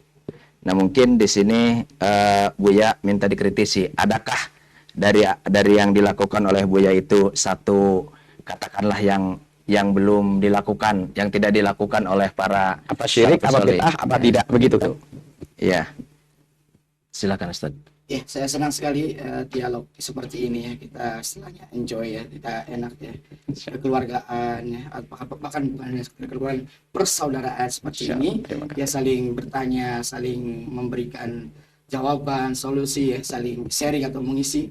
Ya namanya manusia, kita tidak luput daripada salah dan dosa ya. Tidak ada kita yang maksum kecuali Rasul saja. Oleh karena itu Allah juga mengingatkan kita untuk saling tawasul hak, saling memberi wasiat atau nasihat dengan kebenaran tentunya, karena mengingat kita semua tidak ada yang maksum. Dan saya sangat menghormati beliau dengan tawaduknya beliau, yakni menyampaikan pertanyaan dulu kepada saya atau tanggapan ya tentang beberapa poin yang disebutkan tadi. Dan sesuai dengan kesepakatan kita, sebetulnya kita tidak ingin melebar pembahasan kita kepada hal-hal yang lain. Yang kita soroti hanyalah tentang ziarah kubur dan tentang tawasul. Adapun nanti tentang maulid, tentang tasawuf, atau tentang macam-macam yang lainnya, insya Allah saya senang sekali untuk bertemu lagi seperti ini. Kita lanjutkan nanti dialognya atau diskusinya, atau barangkali ya obrolannya. Saya kira lebih maslahat. Karena kesempatan kita hanyalah membicarakan sekitar ziarah dan tawasul. Jadi mohon maaf ini kalau saya tidak menanggapi yang masalah mauludnya atau tasawufnya atau nariaannya, saya mohon maaf sekali lagi. Saya hanya menanggapi masalah tawasul, dan saya soroti dari pertanyaan atau permintaan saudara saya Buya tadi tentang tawasul kepada Rasul. Beliau mengatakan bahwa beliau atau juga yang lainnya barangkali bertawasul kepada Rasul itu dikala hayatnya, dikala hidupnya, dan juga boleh menurut beliau juga setelah wafatnya, bahwa Rasul boleh bertawasul kepada beliau, kepada Rasul maksudnya. Ini yang beliau ingin mendapat penjelasan kepada saya. Nah sebelum saya menjelaskan, saya pun kembali kepada beliau karena masalah tawasul adalah masalah ibadah, masalah syariat, masalah ibadah gitu. Tawasul adalah masalah ibadah, dan ibadah itu hukum asalnya kita tidak boleh ya, haram kita beribadah kepada Allah kecuali kalau diperintahkan atau disyariatkan. Dan Buya juga tentunya sepakat dengan kaidah usul fikih ini, al aslu fil ibadah mahdzur ya, hukum usul asal daripada ibadah itu dilarang ya, kecuali kalau ada dalil yang mensyariatkannya. Nah, kita bicara masalah tawasul adalah masalah ibadah. Nah, maka dari itu kalau Buya atau beliau ya, dalam hal ini berkeyakinan bahwa bolehnya bertawasul kepada Rasul walaupun setelah wafat, nah maka saya kembalikan, saya mohon dalilnya dari mana ya, riwayatnya siapa ya, sehingga nanti kita ketemu. Nah, kalau memang ada dalil hadis yang sahih yang membolehkan kita bertawasul kepada Nabi setelah Nabi itu wafat, ya alhamdulillah saya menerima dengan lapang dada. Kalau memang itu ada hadis, ada riwayat yang sahih atau yang benar penerapannya dan penempatannya atau pemahamannya. Jadi mohon sebelum saya menanggapi lebih lanjut, saya minta dasar apa Buya ini meyakini bahwa boleh tawasul kepada Rasul setelah wafatnya beliau. Sementara dalam kitab yang saya bacakan tadi tidak boleh bertawasul kepada Rasul ya setelah Rasul wafat, dengan dasar hadis tadi ya. Umar bertawasul kepada Abbas paman Rasul dikala terjadi kekeringan ya, dan ingin supaya diturunkan hujan oleh Allah Subhanahu wa taala, kalau saja tawasul kepada Rasul itu dibolehkan, maka pasti Umar ini tidak mungkin datang kepada Abbas, pasti kepada Rasul saja tawasulnya, yang jauh lebih mulia daripada Abbas itu sendiri. Nah, kenapa Umar bin Khattab ini larinya kepada Abbas untuk didoakan oleh Abbas, padahal Rasul waktu itu sudah meninggal dunia? Kalau saja boleh bertawasul kepada Rasul, ya, kalau saja boleh bertawasul kepada Rasul walaupun sudah wafat, maka pasti Umar lebih tahu dalam masalah ini dan pasti cukup akan bertawasul kepada Nabi itu afdal daripada bertawasul kepada Abbas paman beliau yang masih hidup di kala itu. Nah, ini mohon dijelaskan. Saya sudah menyampaikan dalilnya, tinggal Buya tolong jelaskan dalilnya. Ya, silakan Buya. Jadi untuk mengenai salat Nariyah, Maulid Nabi dan tasawuf itu memang serang aja kami itu, sisipkan ya. karena dalam sholat Nariyah itu adalah sholawat tawassul. Baik. Beliau belum menjawab, artinya karena belum menjawab, kami meyakini seperti itu dan dalil kita ada dan kita akan hadirkan semuanya. Tapi beliau juga membawa dalil tadi, Ustaz Thaharah membawa dalil. Karena kita prinsipnya harus kembali kepada kitabullah dan sunnah Nabi Muhammad SAW. Kita tidak harus dengan omongan siapapun, begitu ya. Betul. Baik, maka kita juga mungkin belum dijawab oleh Ustaz Thaharah barang ini. Sebetulnya tidak bisa kita melanjutkan karena kebetulan permasalahannya adalah siapa yang dikatakan dan siapa yang mengatakan. Selama ini adalah yang tersebar di masyarakat adalah bukan orang yang bertawasul mencaci atau mohon maaf atau menyalah-nyalahkan yang tidak mau bertawasul. Akan tapi permasalahannya adalah ada orang yang tidak bertawasul menyalahkan yang bertawasul. Ini kan di masyarakat seperti itu. Sebetulnya memang pertanyaan ini sudah waktunya dan seharusnya langsung dijawab supaya kalau ada perbedaan baru nanti kita datangkan dalilnya. Dan kita akan mengkritisi apa yang didatangkan oleh yang saya hormati Ustaz Thaharah tentang hujah-hujahnya. Gimana Ustadz sebagai moderator, kira-kira benar atau tidak seperti itu? Panjenengan di masyarakat, orang sudah mengatakan seperti itu, karena kalau kita kalau ini belum ada perbedaan, kita tidak bisa berdiskusi. Harus ada dijelaskan adanya perbedaan. Kalau kesepakatan, alhamdulillah, semuanya tadi kita sebutkan sepakat dan banyak mungkin beberapa poin di sini kita sepakat. Cuman adalah harus ada kita cari perbedaan itu, baru kita diskusikan perbedaan ini, nanti kita akan ketemu berjabat tangan yang baik. Baik. Jadi gini. Sebenarnya bahwa diskusi yang kita sajikan pada malam hari ini, kita ini mencari titik persamaan tentunya dengan kembali kepada Al-Quran Sunnah dan pemahaman salaful ummah, itu yang kita sepakati. Adapun misalnya ketika kita nanti di akhirnya setelah kita kembali kepada Quran, kepada Sunnah dan pemahaman salaful ummah, toh masih terjadi perbedaan, inilah di sini kita butuhkan tasamuh, saling bertoleransi. Yang jelas bahwa apa yang disampaikan oleh Ustadz Thaharah itu bertawasul kepada Nabi yang tadi Buya katakan di saat hidup dan mati. Jadi Ustadz Thaharah minta penjelasan bagaimana seharusnya atau adakah dalil yang berkenaan dengan hal tersebut, artinya dengan tawasul kepada yang sudah mati. Nah, adapun mengenai tadi salat Nariyah, Maulid Nabi dan lain sebagainya itu kita tidak bicara Maulid Nabi, tidak. Iya. Baik. Jadi masih belum kita ke situ, kita akan mengkritisi apa yang dia sampaikan Ustaz Thaharah sekaligus kita datangkan dalilnya. Iya. Ustaz Thaharah membawa tentang masalah ziarah kubur dan nanti kita sekaligus datangkan dalil kita. Bahwa Ustaz Thaharah menyebutkan tentang yang pertama hadis sahih ya, bahwasanya Allah akan mengutuk orang-orang Yahudi yang membuat masjid kubur mereka adalah sebagai kubur orang nabi mereka sebagai masjid. Ini adalah kesepakatan. Kalau ada orang yang seperti orang Yahudi membuat kuburan mereka sebagai masjid, maka terkutuk. Bahkan itu adalah syirik. Akan tapi ini jangan diarahkan kepada orang yang kebetulan masjidnya adalah di hadapannya adalah lahan terbuka untuk kubur. Barangkali itu harus dijelaskan. Artinya ini berbeda kasusnya. Apalagi kalau kita membaca hadis yang lainnya, ja'alu tamatila. Mereka membuat patung-patung sehingga dikutuk oleh Rasulullah SAW. Mereka membuat patung di tempat kuburan mereka sehingga disembah. Yeah. Jadi masjid di situ adalah sesembahan. Jadi sangat jelas bukan orang untuk ziarah kubur. Jadi kalau kita mengatakan terkutuk orang Yahudi membuat kuburan mereka sebagai masjid, lalu kita arahkan kepada masjid kaum muslimin yang di depannya ada kuburannya, maka ini adalah salah. Masjid Nabawi sendiri ada kuburnya ya. Akan tapi mungkin semuanya akan mengatakan itu karena menyusul dan sebagainya. Akan tapi ini jelas bahwasanya ada hadis lain, kita bisa membuat hadis ahkam baik yang ditulis oleh Al-Syaukani ataupun Al-Kahlani dalam Subul Salam di situ disebutkan tentang hadis-hadis riwayat yang lainnya dan riwayatnya juga sahih bahwasanya di situ dijelaskan mereka membuat patung-patung. Jadi sangat jelas Nabi Muhammad marah waktu itu mengutuk mereka karena seperti itu. Maka tidak ingin kaum muslimin ada yang membuat seperti itu. Jadi bukan masjid di depannya ada kuburannya. Kalau kuburan dijadikan masjid, sepakat kita. Ini adalah tidak diperkenankan. Kemudian masalah ya, ini untuk lebih jelasnya. Jadi kira-kira praktisnya seperti apa nih Bu ya?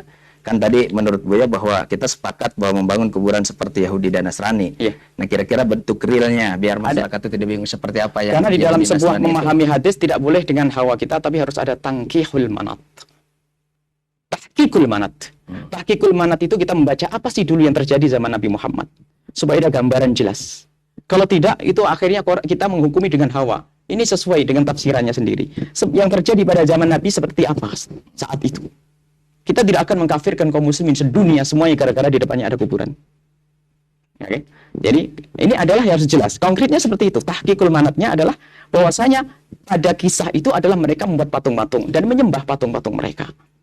Jadi bukan karena ada kuburan di depan sebuah masjid. Ya, Itu terima satu. kasih. Bagaimana? Masih banyak. Oh masih. Dan ini atau dikritisi satu-satu? Ya, satu-satu aja dulu. Gimana? Gimana Ustaz? Iya, betul. Baik, baik. Ya. Nanti kita lanjutkan. Menurut persepsi Ustadz Dohara gimana? Iya, saya bacakan aja masalah tadi ya. Memang itu keterangan lain berkenaan dengan mereka membuat patung-patung yang kemudian mereka sembah. Alangkah baiknya saya bacakan dari kitab ini, halaman 24. Di sini dikatakan dalam penafsiran waqalu la tadharunna alihatakum wa la tadharunna waddan wa la su'an wa la yaghutsa wa ya'uqa wa nasra. Jangan kalian membiarkan Tuhan-Tuhan kalian, dan jangan pula kalian membiarkan yaitu patung Wad, patung Suwa, patung Yaghus, patung Ya'uq, dan patung Nasr. Ini perkataan umatnya Nabi Nuh alaihissalam. Fa fi tafsir al-Ma'sur an Ibnu Abbas wa ghairihi minas salaf, maka di dalam kitab tafsir al-Ma'sur dari Ibnu Abbas dan yang lainnya dari ulama salaf, anha ulail khamsa asma'u rijalin salihin. Sesungguhnya mereka yang 5 tadi yang disebutkan dalam ayat tadi, Yaghus, Wad, Suwa, Yaghus, Ya'uq, dan Nasr, itu adalah patung-patungnya, nama-nama daripada orang-orang yang saleh min qaumi Nuh, dari kaumnya Nabi Nuh. Falamma halaku auha syaitan ila qaumihim. Ketika mereka mati, syaitan mewahyukan kepada kaum mereka anin sabbu ila majalisihim allati kanu yajlisuna ansabah, agar mereka memasang di majlis-majlis mereka yaitu patung, ya, wasamuha bi asmaihim, dan mereka memberi nama dengan nama mereka. Fa'alu falam tu'bad, maka mereka melakukan dan mereka tidak patung itu saat itu belum diibadahi. Hatta idza halaka ulaika, sehingga apabila mereka itu mati, generasi awal, wa nasakha al-ilm, dan hilanglah ilmu, ilmu tilkas suwar bi khususiha, yaitu ilmu tentang sejarah atau riwayat patung tadi secara khususnya, maka kemudian obidat patung-patung itu diibadahi oleh mereka. Hadis ini diriwayatkan oleh Imam Bukhari, sahih dan yang lainnya. Juga Allah berfirman, walladzina takhadhu min dunihi awliya ma na'buduhum illa yuqarribuna ila Allahi zulfa, dalam surat As-Zumar ayat 3. Dan orang-orang yang menjadikan selain Allah sebagai sesembahan, mereka mengatakan kami tidak menyembah mereka, sesungguhnya mereka itu hanyalah untuk mendekatkan diri kami kepada Allah Subhanahu wa taala dengan sedekat-dekatnya.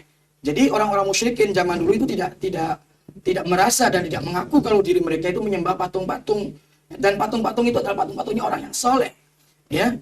Fa innaha sharihatun fi annal musyrikina kanu ya'buduna salihin. Bahkan sungguhnya di dalam ayat ini jelas-jelasan menerangkan bahwa sungguhnya orang musyrik mereka itu dulu, ya, orang musyrik dulu itu menyembah orang-orang yang saleh. Wa lidzalika ittakhadhuhum wasaita bainahum wa bainallahi ta'ala. Dan oleh karena itu mereka menjadikan patung-patungnya orang yang soleh yang telah meninggal dunia itu adalah sebagai wasait, yaitu sebagai perantara atau tawasul, ya, atau wasilah bainahum wa bainallahi ta'ala, antara mereka dan antara Allah Ta'ala, dengan mengatakan mana buduhum illa liqarribuna ilallahi sulfa, tidaklah kami menyembah mereka, kata mereka, kecuali agar supaya mereka itu mendekatkan diri kami kepada Allah Subhanahu wa taala. Wa li'tiqadihim bi salahihim, karena keyakinan mereka tentang kesolehan patung-patung tadi. Kanu yunadunahum wa ya'budunahum min dunillah. dulu mereka orang musyrik ini menyeru mereka dan berdoa kepada mereka dan beribadah kepada mereka selain daripada Allah. Tawahuman minhum anahum yasma'un. Mereka menyangka bahwa patung-patung orang soleh ini bisa mendengar bisa mendengar mereka, wa yadurruna wa yanfa'un. Mereka bisa mendatangkan mudarat atau manfaat. Wa mithlu hadzal waham la yumkinu an yaqa fihi ay musyrikin mahma kana sakhiful aqli law kana la yaqtaqidu fi man yunadi as-salah wa nafa' wa dar kal hajar al-adi masalan. Maka sungguhnya hal ini tidak mungkin dilakukan oleh seorang musyrik yang bodoh sekalipun kalau saja dia tidak meyakini terhadap patung-patung itu adanya kesolehan, itu orang-orang yang soleh, adanya manfaat dan adanya madarat. Ya, kalau saja mereka meyakini hanya seperti batu biasa saja, mereka nggak mungkin beribadah, nggak mungkin menyembah patung-patung itu. Mereka menyembah patung-patung itu ada mereka meyakini bahwa patung-patung itu adalah patungnya orang yang soleh dan juga bisa memberikan manfaat ataupun madarat. Wa qad bayan hadzal alama Ibnu Qayyim rahimallahu taala faqala fi kitabi Ighatsatul Lahfan. Dan hal ini diterangkan oleh Imam Ibnu Qayyim rahimahullah taala di dalam kitab beliau Ighatsatul Lahfan dalam jilid yang kedua halaman 222 sampai dengan 223. Ya cukup Ustaz. Ini cukup jelas. Jadi pada prinsipnya apa yang disampaikan oleh Ustaz Taharah bahwa ketika kita menyembah beribadah dan di sana itu ada patung-patung, Buya juga sepakat bahwa itu tidak dibenarkan karena itu adalah kebiasaan Yahudi dan Nasrani. Nah, tetapi ada sedikit yang masih sampai dengan 223. Ya cukup Ustaz. Ini cukup jelas. Jadi pada prinsipnya apa yang disampaikan oleh Ustaz Taharah bahwa ketika kita menyembah beribadah dan di sana itu ada patung-patung, Buya juga sepakat bahwa itu tidak dibenarkan karena itu adalah kebiasaan Yahudi dan Nasrani. Nah, tetapi ada sedikit yang masih belum dijelaskan mungkin Ustadz ini mengenai bagaimana kalau misalnya kita itu beribadah masjid dan masjid itu ada di dekat kuburan gitu maksudnya Bu ya, atau menghadap kuburan. Apakah hal seperti ini juga dilarang atau memang gimana gitu? Mungkin. Iya. Bisa siap. Baik. Mungkin apa satu dulu itu? Boleh. Baik, karena Masya Allah terima kasih kepada Ustadz Taharah. Beliau telah memberikan tambahan daripada hujjah. Bahwasanya beliau juga membawa cerita yang panjang. Zaman dahulu itu ada orang membuat patung. Catatan kecil, di tempat kita tidak ada yang membuat patung. Mereka membuat patung-patung setelah dengan nama bos-bos mereka, ulama-ulama mereka. Setelah meninggal baru disembah. Dan di saat mereka menyembah, nah, mereka bukan tujuan kecuali ingin mendekatkan kepada Allah. Baik. Ini pun tidak bisa diterapkan kepada orang yang ziarah kubur atau kebetulan sholat di situ. Sebab orang sholat yang di depannya ada kubur, dia tidak menyembah kuburan. Kalau Ustaz Taharah mohon maaf barangkali dalam menerjemahkan ma na'budum illa liqarribuna ilaihi zulfa. Ilaihi ilallahi zulfa, ma na'buduhum kami tidak menyembah mereka illa. Di sini bukan berarti mereka tidak menyembah, mereka menyembah. Ingat, ini kadang-kadang terjemahan yang sering ditinggalkan. Mereka bukan tidak menyembah, mereka menyembah berhala-berhala, nyembah beneran, tapi punya tujuan untuk mendekatkan diri kepada Allah Subhanahu wa taala. Dan ini sangat jauh dengan orang ziarah kubur atau yang punya masjid atau orang yang tawassul. Mereka tidak menyembah. Jadi ini memang benar terkutuk mereka karena mereka menyembah. Barangkali tetap belum masuk apa. Jadi belum bisa ya nih kalau jadi hujjah itu belum tepat untuk itu karena mereka menyembah. Ma na'budum illa liyuqarribu. Ma na'budum kami tidak menyembah illa. Artinya mereka menyembah. Tapi tujuan menyembah itu adalah untuk mendekatkan kepada Allah. Tapi alhamdulillah kaum muslimin di Indonesia Raya ini, mereka di saat ada masjid di depannya kuburan, mereka tidak menyembah kuburan, tapi yang disembah adalah Allah Subhanahu wa taala. Jadi yang disampaikan beliau itu adalah menambahkan bahwasanya apa yang kami sampaikan bahwasanya pengharaman ada di depan kuburan itu adalah bukan sangat berbeda dengan ini agar tidak ada pemahaman di masyarakat lalu mengutuk mereka itu menyembah berhala. Mereka tidak menyembah. Dan mereka tidak berniat saya menyembah kuburan untuk mendekat kepada Allah, ini tidak ada. Jadi sangat jauh daripada apa yang saat ini kita duga. Ya, baik. Jadi mengenai kalau terhadap adanya patung dan lain sebagainya sepakat antara Buya dengan Ustadz Taharah juga sama sepakat bahwa itu diharamkan dan tidak disyaratkan dalam Islam. Ini satu lagi Ustadz mengenai tadi masjid yang menghadapi kuburan itu. Iya, terima kasih kesempatan yang baik sekali. Saya bacakan dari kitab Tafsir Ibnu Katsir apa yang beliau katakan tentang masalah Oh, itu adalah berhala yang mereka sembah, sedangkan kuburan tidaklah demikian. Maka saya bacakan tafsir Ibnu Katsir ya di dalam menafsirkan surat An-Najm ayat yang ke-18 dan 19. Beliau membawakan atau menukilkan sebuah riwayat ya tentang sejarah Tuhan Uzza yang disembah oleh orang-orang Arab itu. Seperti apakah bentuknya Tuhan Uzza ini? Ya. Maka saya bacakan Ali bin Abbas wa Mujahid wa Rabi' bin Anas ya dari Ibnu Abbas, dari Mujahid, dari Rabi' bin Anas, annahum qara'u Allat, sesungguhnya maaf saya ralat bukan Tuhan Uzza, maksudnya Tuhan Lata ya. Tuhan Lata adalah salah satu Tuhan yang disembah oleh orang-orang jahiliyah dulu.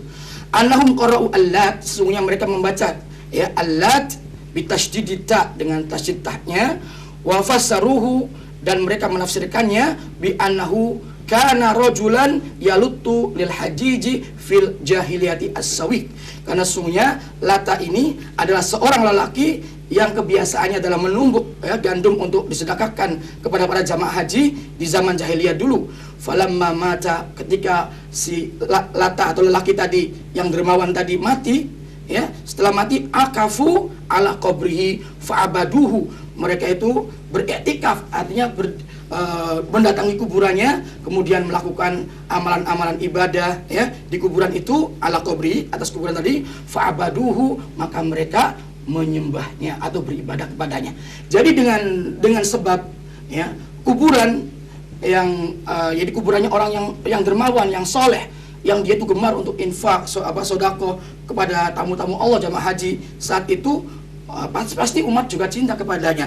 Nah, dikala mati ini orang yang soleh kemudian dikubur, nah kuburannya didatangi oleh orang-orang, kemudian mereka iktikaf di sana, ibadah di sana, dan itulah mereka berarti kemudian terjadilah penyembahan terhadap Tuhan Lata. Jadi Tuhan Lata itu jangan dikira bentuknya adalah berhala dari batu, bukan, tapi berupa kuburan. Ini yang perlu kita sehingga harus hati-hati. Makanya Nabi itu sebelum wafatnya mengingatkan para sahabatnya supaya hati-hati sama kuburan. Jangan seperti apa yang dilakukan oleh orang Yahudi, orang Nasrani, mengkultuskan kuburan para nabi dan orang-orang yang soleh, dijadikannya tempat untuk peribadatan mereka di kuburan-kuburan itu, yang sehingga ya terjerumuslah mereka kepada kesyirikan dan dilaknat serta dikutuk oleh Allah Subhanahu wa taala. Ini yang dikhawatirkan oleh Nabi, dan sungguh pada saat ini di zaman sekarang ini banyak sekali saudara-saudara kita yang bahkan ya melakukan yang demikian, apalagi tentunya orang-orang yang awam ya yang nggak ngerti. Dan insya Allah untuk orang yang ngerti barangkali ziarah kubur karena ngerti ilmunya, ngerti syariatnya, insya Allah aman dari masalah itu. Tapi kita bicara orang-orang awam, kalau kita biarkan, tidak kita ingatkan seperti itu, tentunya kasihan, mereka akan terjerumus. Maka dari itu saya ingin dan saya sangat cinta kepada mereka, tidak ingin mereka itu celaka atau terjerumus, maka saya ingatkan dan saya ajak ke jalan yang benar. Inilah ya istilahnya yang diterangkan oleh Rasul, oleh para ulama kita, para salafus soleh, ya para ahli tafsir, ya seperti itu pemahamannya. Dan masalah masjid di depannya ada kuburan juga hadisnya sudah jelas. Nabi melarang kita sholat menghadap kuburan, dan Nabi melarang kita duduk-duduk di atas kuburan atau menginjak kuburan. Itu larangan secara syariat. Kenapa? Dzari'ah, saddu dzari'ah, itu mencegah ya, jangan sampai terjadi kesyirikan ini menimpa sebelum terjadi, dicegah dulu. Nah ini namanya saddu dzari'ah dalam istilah syariat ya. Jangan kita biarkan seperti itu ya, karena tidak aman untuk terjerumus pada kesyirikan, bahaya kan begitu. Nah, sekiranya. Baik, terima kasih. Jadi saya pikir ini sudah jelas. Adapun misalnya masih ada titik perbedaan pada pemirsa Cirebon TV, silahkan saudara-saudara bisa memilih mana yang terbaik menurut saudara. Insya Allah penjelasan dari Buya sudah cukup jelas mengenai hal ini. Penjelasan dari Ustadz Toharo juga sudah cukup jelas. Sekarang ini ada yang selanjutnya tadi. Ini yang biasa terjadi di masyarakat itu. Jadi di masyarakat itu kan ketika hari-hari tertentu, misalnya di hari Jumat atau di hari apa, mereka rame-rame gitu pergi ke kuburan, mereka berziarah, kemudian mereka di sana membaca Al-Quran di kuburan. Sementara di dalam hadis tadi yang saya dengar bahwa tidak boleh membaca Quran di kuburan, dan saya yakin Buya juga sepakat. Bagaimana menurut Buya dengan tanggapan orang-orang yang baca Quran di kuburan? Baik, bismillahirrahmanirrahim. Ada sambungannya dengan yang disampaikan tadi, karena masjid juga sekarang masjid di Indonesia adalah di depannya kuburan. Dilarang sholat ke kubur sudah jelas ulama. Kalau kita baca syarahnya hadis, itu adalah bukan hanya sholat menghadap ke kubur, tapi dijadikan kubur itu kiblat. Kalau menghadap ke kubur kebetulan memang tempatnya di situ atau kuburannya di depan, itu bukan, tidak ada kita menghadap. Ada kita paham masalah sutrat musolli. Tidak sengaja gitu ya. Bukan sengaja, artinya memang tidak berniat untuk menghadap ke kubur atau mengagungkan kuburan dengan sholatnya. Itu sudah sangat jelas. Jadi tetap kita tidak masuk di dalam babnya. Karena yang kita bahas adalah bagaimana masjid itu, yang ditanyakan adalah masjid. Jadi kalau menyembah, kemudian yang disampaikan kepada Ustaz Tohra juga terima kasih dari Ibnu Katsir, tetap bahwasanya di situ ada penyembahan. Yang namanya Lata itu disembah. Jadi tapi masjid dengan kuburan tidak ada sesembahan di sini. Adapun masalah Saddud Dhara'i, Nabi Muhammad sendiri tetap mengatakan ziarah kubur. Nabi Muhammad memerintahkan ziarah kubur. Jadi ada ziarah kubur yang diajarkan Nabi Muhammad SAW. Ziarah kubur, yani ala wazura fa inna tudalkumul akhirah. Mereka ziarah kubur mengingatkan kematian. Kalau memang Saddud Dhara'i, mestinya Nabi Muhammad melarang sekaligus tentang ziarah kubur ya, agar tidak sampai seperti itu. Jadi ceritanya setelah orang itu meninggal, iktikaf, ya'bud. Setelah iktikaf di kuburan lalu menyembahnya, bukan ziarah dan bukan menjadikan masjid. Jadi tetap tidak ke tempat yang kita persoalkan, yaitu masjid di depannya kuburan. Tetapi tetap bahwasanya masjid dengan kuburan, asalkan masjidnya itu adalah masjid sendiri, kuburan sendiri, itu adalah jelas, itu adalah sangat diperkenankan. Dan ini yang harus kita perhatikan. Jadi apa yang disampaikan Ustaz Tohra, mohon maaf, jadi belum masuk kepada apa yang kami kritisi tadi, tetap masih agak aja belum tepat. Jadi ada sesembahan di situ, ada penyembahan. Kemudian juga ada iktikaf. Kalau orang sholat di masjid di depannya ada kuburan, sama sekali barangkali lupa dengan kuburannya. Kemudian masalah baca Quran di masjid, masya Allah, di kuburan. Kita pengen bertanya, dari mana pelarangan itu? Membaca Quran boleh di mana saja. Memang riwayat-riwayatnya itu adalah di mana saja.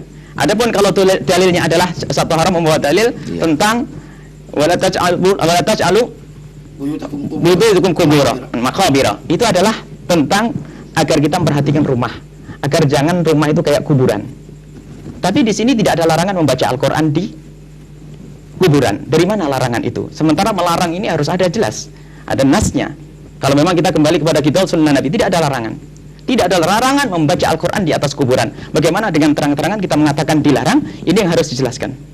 Ya, terima kasih. Bagaimana Pak Ustaz? Ya, terima kasih. Saya tanggapi dengan masalah tadi. Ini kalau saja masalah membaca Quran di atas kuburan tadi, kalau saja membaca Quran itu tidak dilarang di atas kuburan, ngapain Nabi ngomong-ngomong atau mewasiatkan kepada umatnya jangan kalian jadikan rumah kalian seperti kuburan? Bilang aja Nabi kepada umatnya bahwa jadikanlah rumah kalian seperti kuburan. Karena apa bedanya antara rumah dengan kuburan? Di kuburan boleh baca Quran dan di rumah juga boleh baca Quran. Ngapain Nabi istilahnya bahasa Cirebonnya kedereng-dereng ngomong kepada istilahnya apa, kepada umatnya, jangan kalian jadikan rumah kalian seperti kuburan.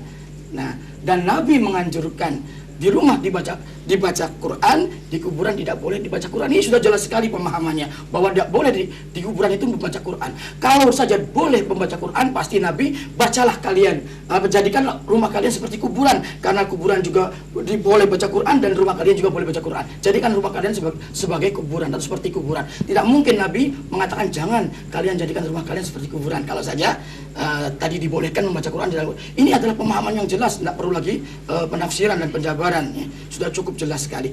Kemudian mengenai masjid yang ada kuburan, saya sepakat sekali. Artinya begini, apabila masjid itu dibangun di wilayahnya dan kuburan dibangun tersendiri di wilayahnya, ya, dengan dibatasi misalnya oleh ada jalan atau solokan atau pagar kuburan itu sendiri dipagar, nggak ada masalah.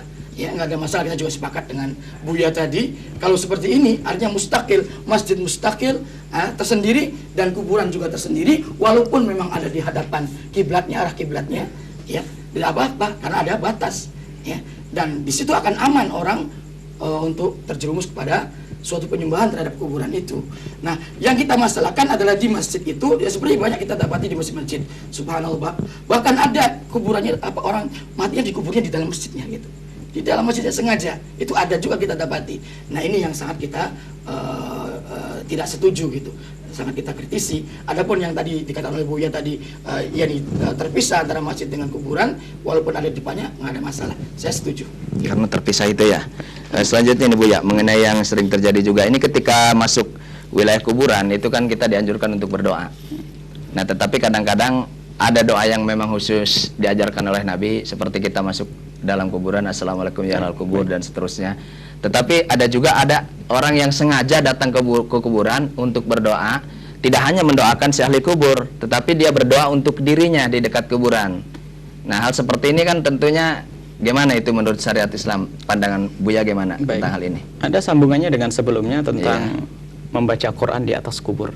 Barangkali Ustaz Taharah kita minta menghadirkan hadisnya lengkap. Jangan dijadikan kuburan itu tempat hari raya. Kemudian jangan jadikan rumahmu seperti kuburan. Di sini tidak ada ada tandingannya. Artinya di saat jangan menjadikan rumahmu seperti kuburan, sisi lain jangan menjadikan kuburan itu tempat seperti hari raya. Id. Itu apa? Itu harus menjelaskan. Id jangan diartikan orang membaca Al-Quran di situ. Ini kesalahan. Id itu jangan sampai dijadikan namanya. Kalau masalah orang berkumpul mungkin sebab karena dia menjalankan apa yang dianjurkan Rasul untuk melakukan ziarah, tentunya tidak bisa kita salahkan yang demikian itu. Apalagi mengambil satu tempo tertentu dengan tetap menjaga kehormatan orang ziarah. Ini jelas tidaknya apa-apa karena menjalankan apa yang dianjurkan Nabi Muhammad. Maka harus menjelaskan Id ini apa. Supaya sebagian orang mengatakan Id, lah kok membaca Al-Quran di situ seperti hari raya. Ini adalah suatu kedoliman di dalam kepada teks hadis Nabi Shallallahu Alaihi Wasallam. Jadi bahwasanya membaca Al-Quran kalau jangan kau jadikan rumahmu seperti kuburan. Artinya ini kok tiba-tiba larangan ya Al-Quran di kubur. Ini membaca Al-Quran dengan sengaja atau tidak disengaja? Ini bukan untuk mengagungkan kuburan. Membaca Al-Quran di mana saja, di jalan, di mana, termasuk di kuburan. Bahkan tidak ada teks. Kalau hanya memahami ini dari mafhum isyarat atau jelas dari segi mana. Kan kita perlu ya, jangan hanya mengatakan jangan jadikan rumahmu kuburan. Sementara masjid itu Id, bukan suruh jangan sampai membaca Al-Quran di situ.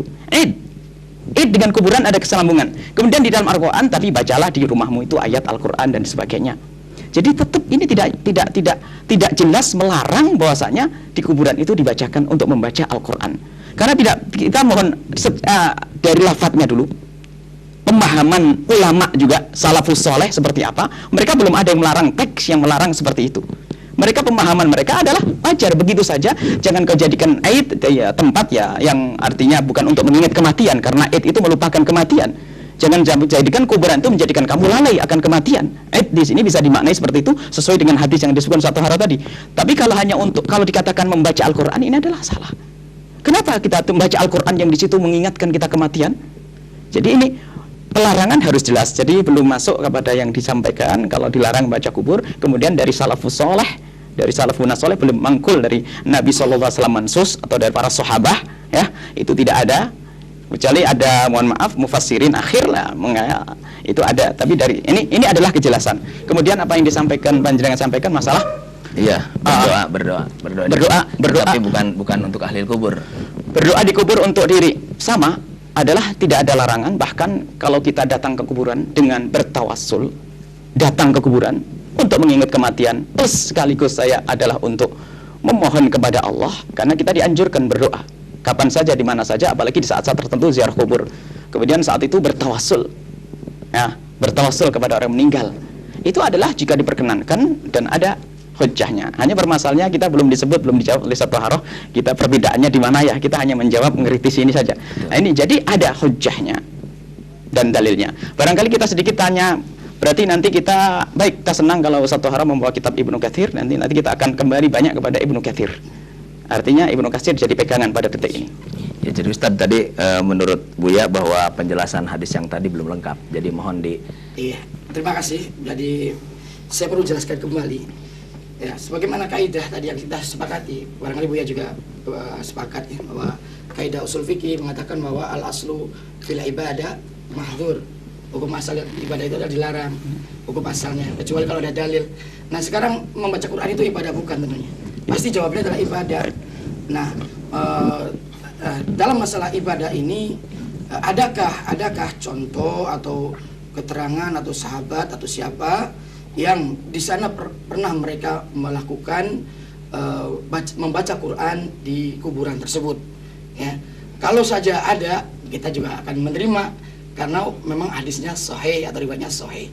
Tapi kalau memang tidak ada yang melakukan yang demikian, jadi mohon maaf ya, secara kaidah usul fikih hukum asal ibadah tidak boleh dilarang, ya aslinya dilarang hukum asal ibadah itu kecuali kalau ada dalil yang mensyariatkan. Nah, kemudian saya yang poin yang kedua, masalah tadi Buya menanyakan tentang perbedaan kita tentang tawasul.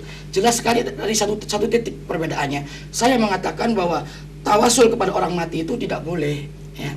Sedangkan Buya mengatakan bahwa tawasul kepada orang sudah mati itu boleh. Ini letak perbedaan kita. Nah, saya mengatakan boleh, saya mengatakan tidak boleh bertawasul kepada orang yang mati itu. Saya sudah memaparkan dalilnya, hujah-hujahnya. Sekarang saya menuntut atau meminta kepada beliau dengan sangat, tinggal beliau silakan, beliau mengatakan bahwa tawasul kepada orang yang mati itu boleh. Nah, ini saya minta dalil-dalilnya. Tinggal enak nanti Buya menyampaikan dalilnya, sahih apa tidak akan saya terima begitu. Ya. Sedikit lagi Ustadz mengenai tadi orang yang berdoa di kubur. Menurut pandangan antum? Ya tadi kembali bahwa kuburan adalah bukan tempatnya untuk peribadatan. Berdoa termasuk ibadah. Iya, gitu. kita khawatir nanti akan terjerumus kepada seperti orang yang dilakukan oleh Yahudi dan Nasrani, yang menjadikan kuburan itu adalah sebagai masjid-masjid tempat ibadah mereka. Ini khawatir ke sana. Ya, berdoa itu untuk orang ahli kubur itu bisa dilakukan di rumah, di masjid, atau di mana tempat. Insya Allah doa kita akan sampai untuk orang yang meninggal dunia. Baik, terima kasih kepada dua narasumber. Waktu kita tinggal sedikit. Untuk sebelum ditutup kami beri kesempatan dulu. Kalau tadi yang memulai adalah Ustadz Toharoh, sekarang saya persilahkan kepada Buya untuk menutup ya beberapa menit tausiah terakhirnya sebelum kita tutup. Silakan 3-5 menit. Baik, obrolan kita berapa? 1,5 jam atau 2 jam? Sampai jam 10. Kita belum masuk ke pada pembahasan. Iya. Artinya masih jauh dari apa yang kita inginkan. Iya. Jadi kesepakatan kita yang pertama tadi sudah jelas tentang masjid tadi. Kemudian Ustadz Toharoh mengatakan kepada kami al-aslu fil ibadah itu mahdzur memang. Ibadah itu aslinya dilarang. Saya pikir ini sangat jelas. Al-Quran tidak dilarang dibaca. Al-Quran tidak dilarang dibaca dan ada perintah. Adapun masalah tempat sebebasnya. Kita di atas mobil di sini. Tidak ada larangan untuk kuburan tetap. Umumil adillah.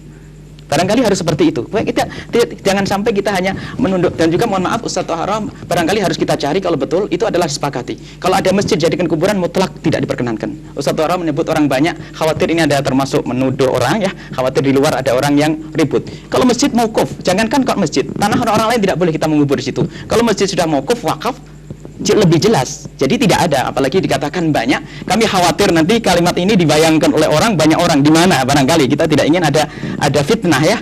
Di mana yang ada orang menjadikan masjid itu atau kuburan. Nah itu, masjidnya jadikan kuburan. Tadi katanya orang mengubur di dalam masjid. Itu adalah sesuatu yang sangat berbahaya. Itu mutlak sepakat ulama wakaf tidak boleh kalau wakaf untuk untuk kuburan. Kalau beli tanahnya sendiri, wakaf untuk kuburan saja. Nah ini kalau ini harus dibongkar. Saat ini barangkali harus jangan sampai kita hanya mengucapkan kalimat nanti orang pada resah di situ. Siapa kira-kira siapa akhirnya mencari penjahat padahal kita tidak ada penjahat di sini ya. Tidak ada orang yang melakukan itu semua. Insya Allah kaum muslimin Indonesia tidak seperti itu. Jadi tetap seperti semula. Al-asl fil ibadah itu adalah mahdzur, tidak diperkenankan. Tapi baca Al-Quran adalah diperkenankan. Tidak ada tahsisnya.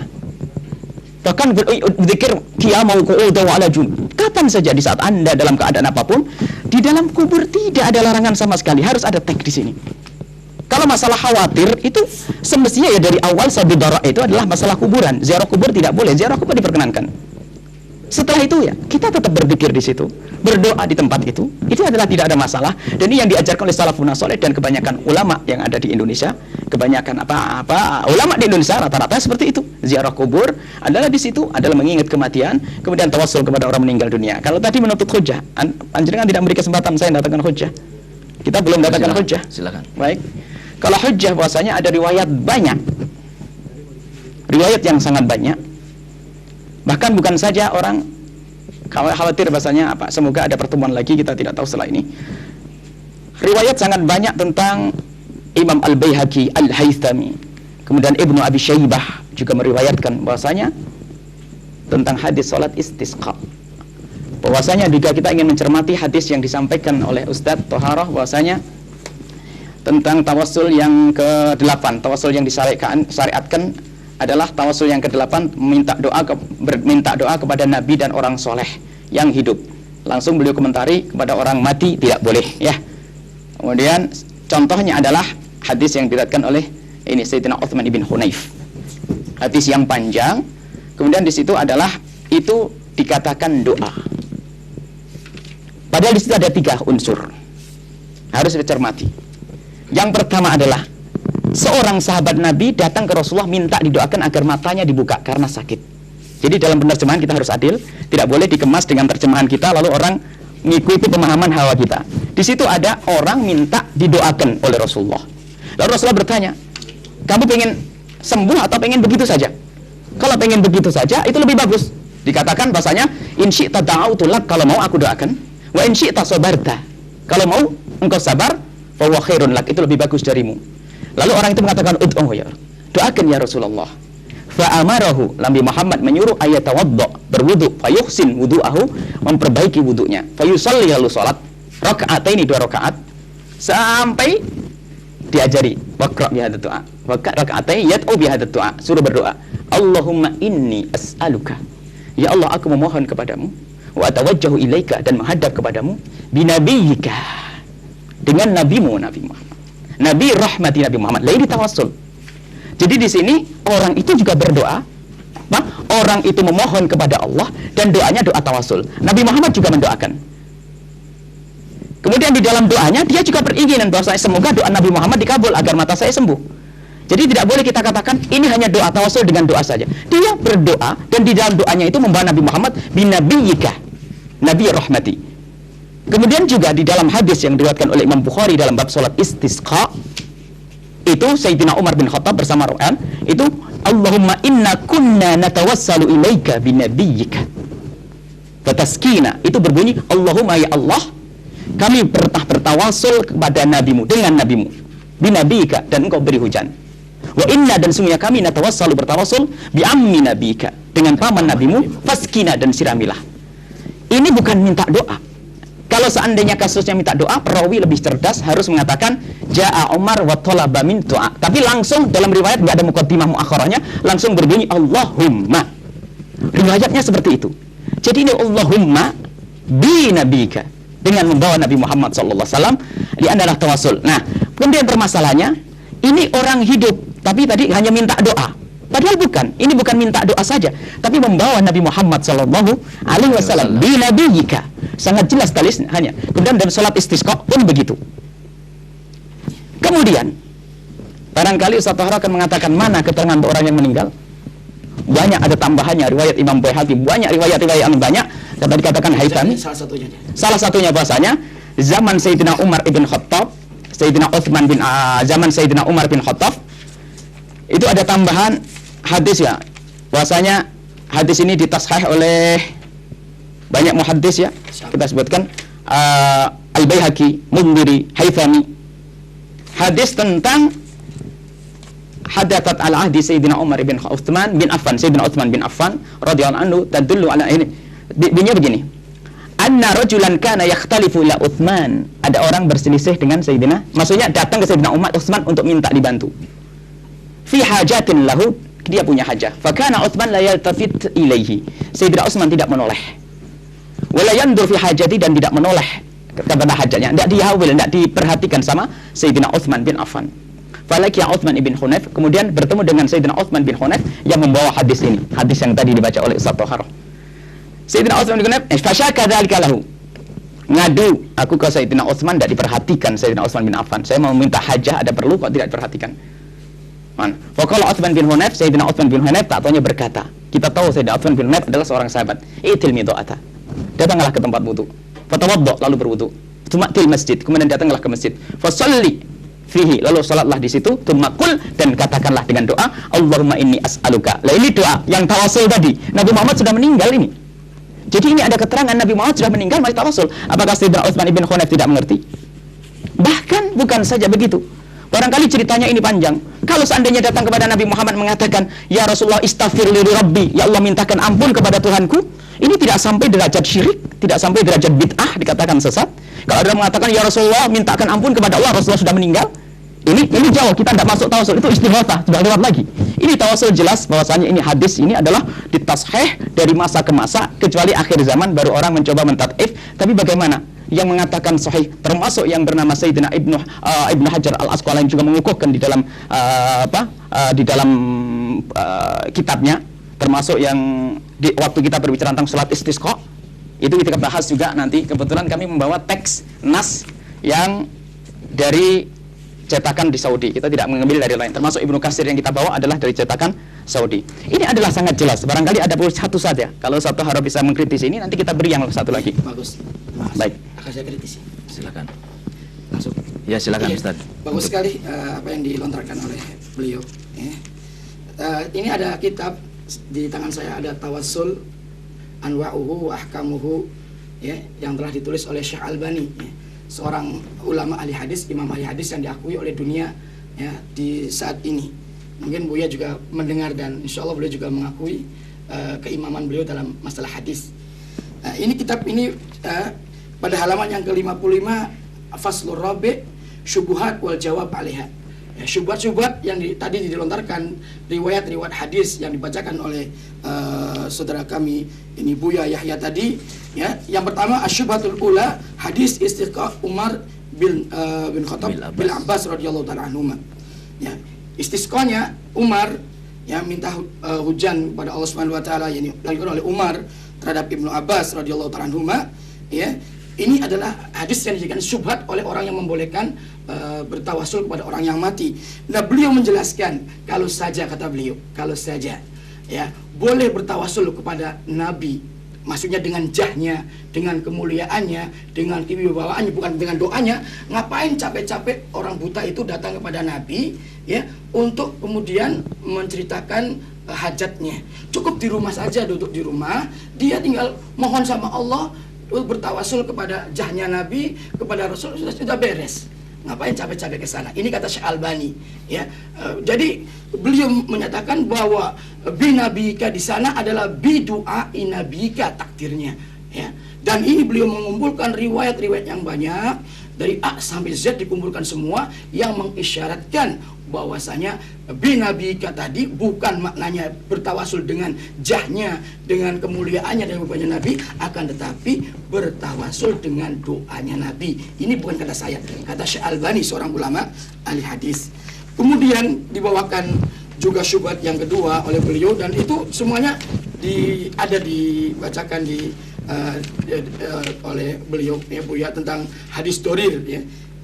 Ini juga syubhat yang kedua, juga dibantah oleh beliau. Insyaallah nanti saya akan memberikan fotokopiannya kepada beliau untuk beliau telah kembali, dan nanti barangkali ada kesempatan untuk dialog lagi ke depan, mangga nanti kita tinggal teruskan. Kemudian syubhat yang ketiga juga menggunakan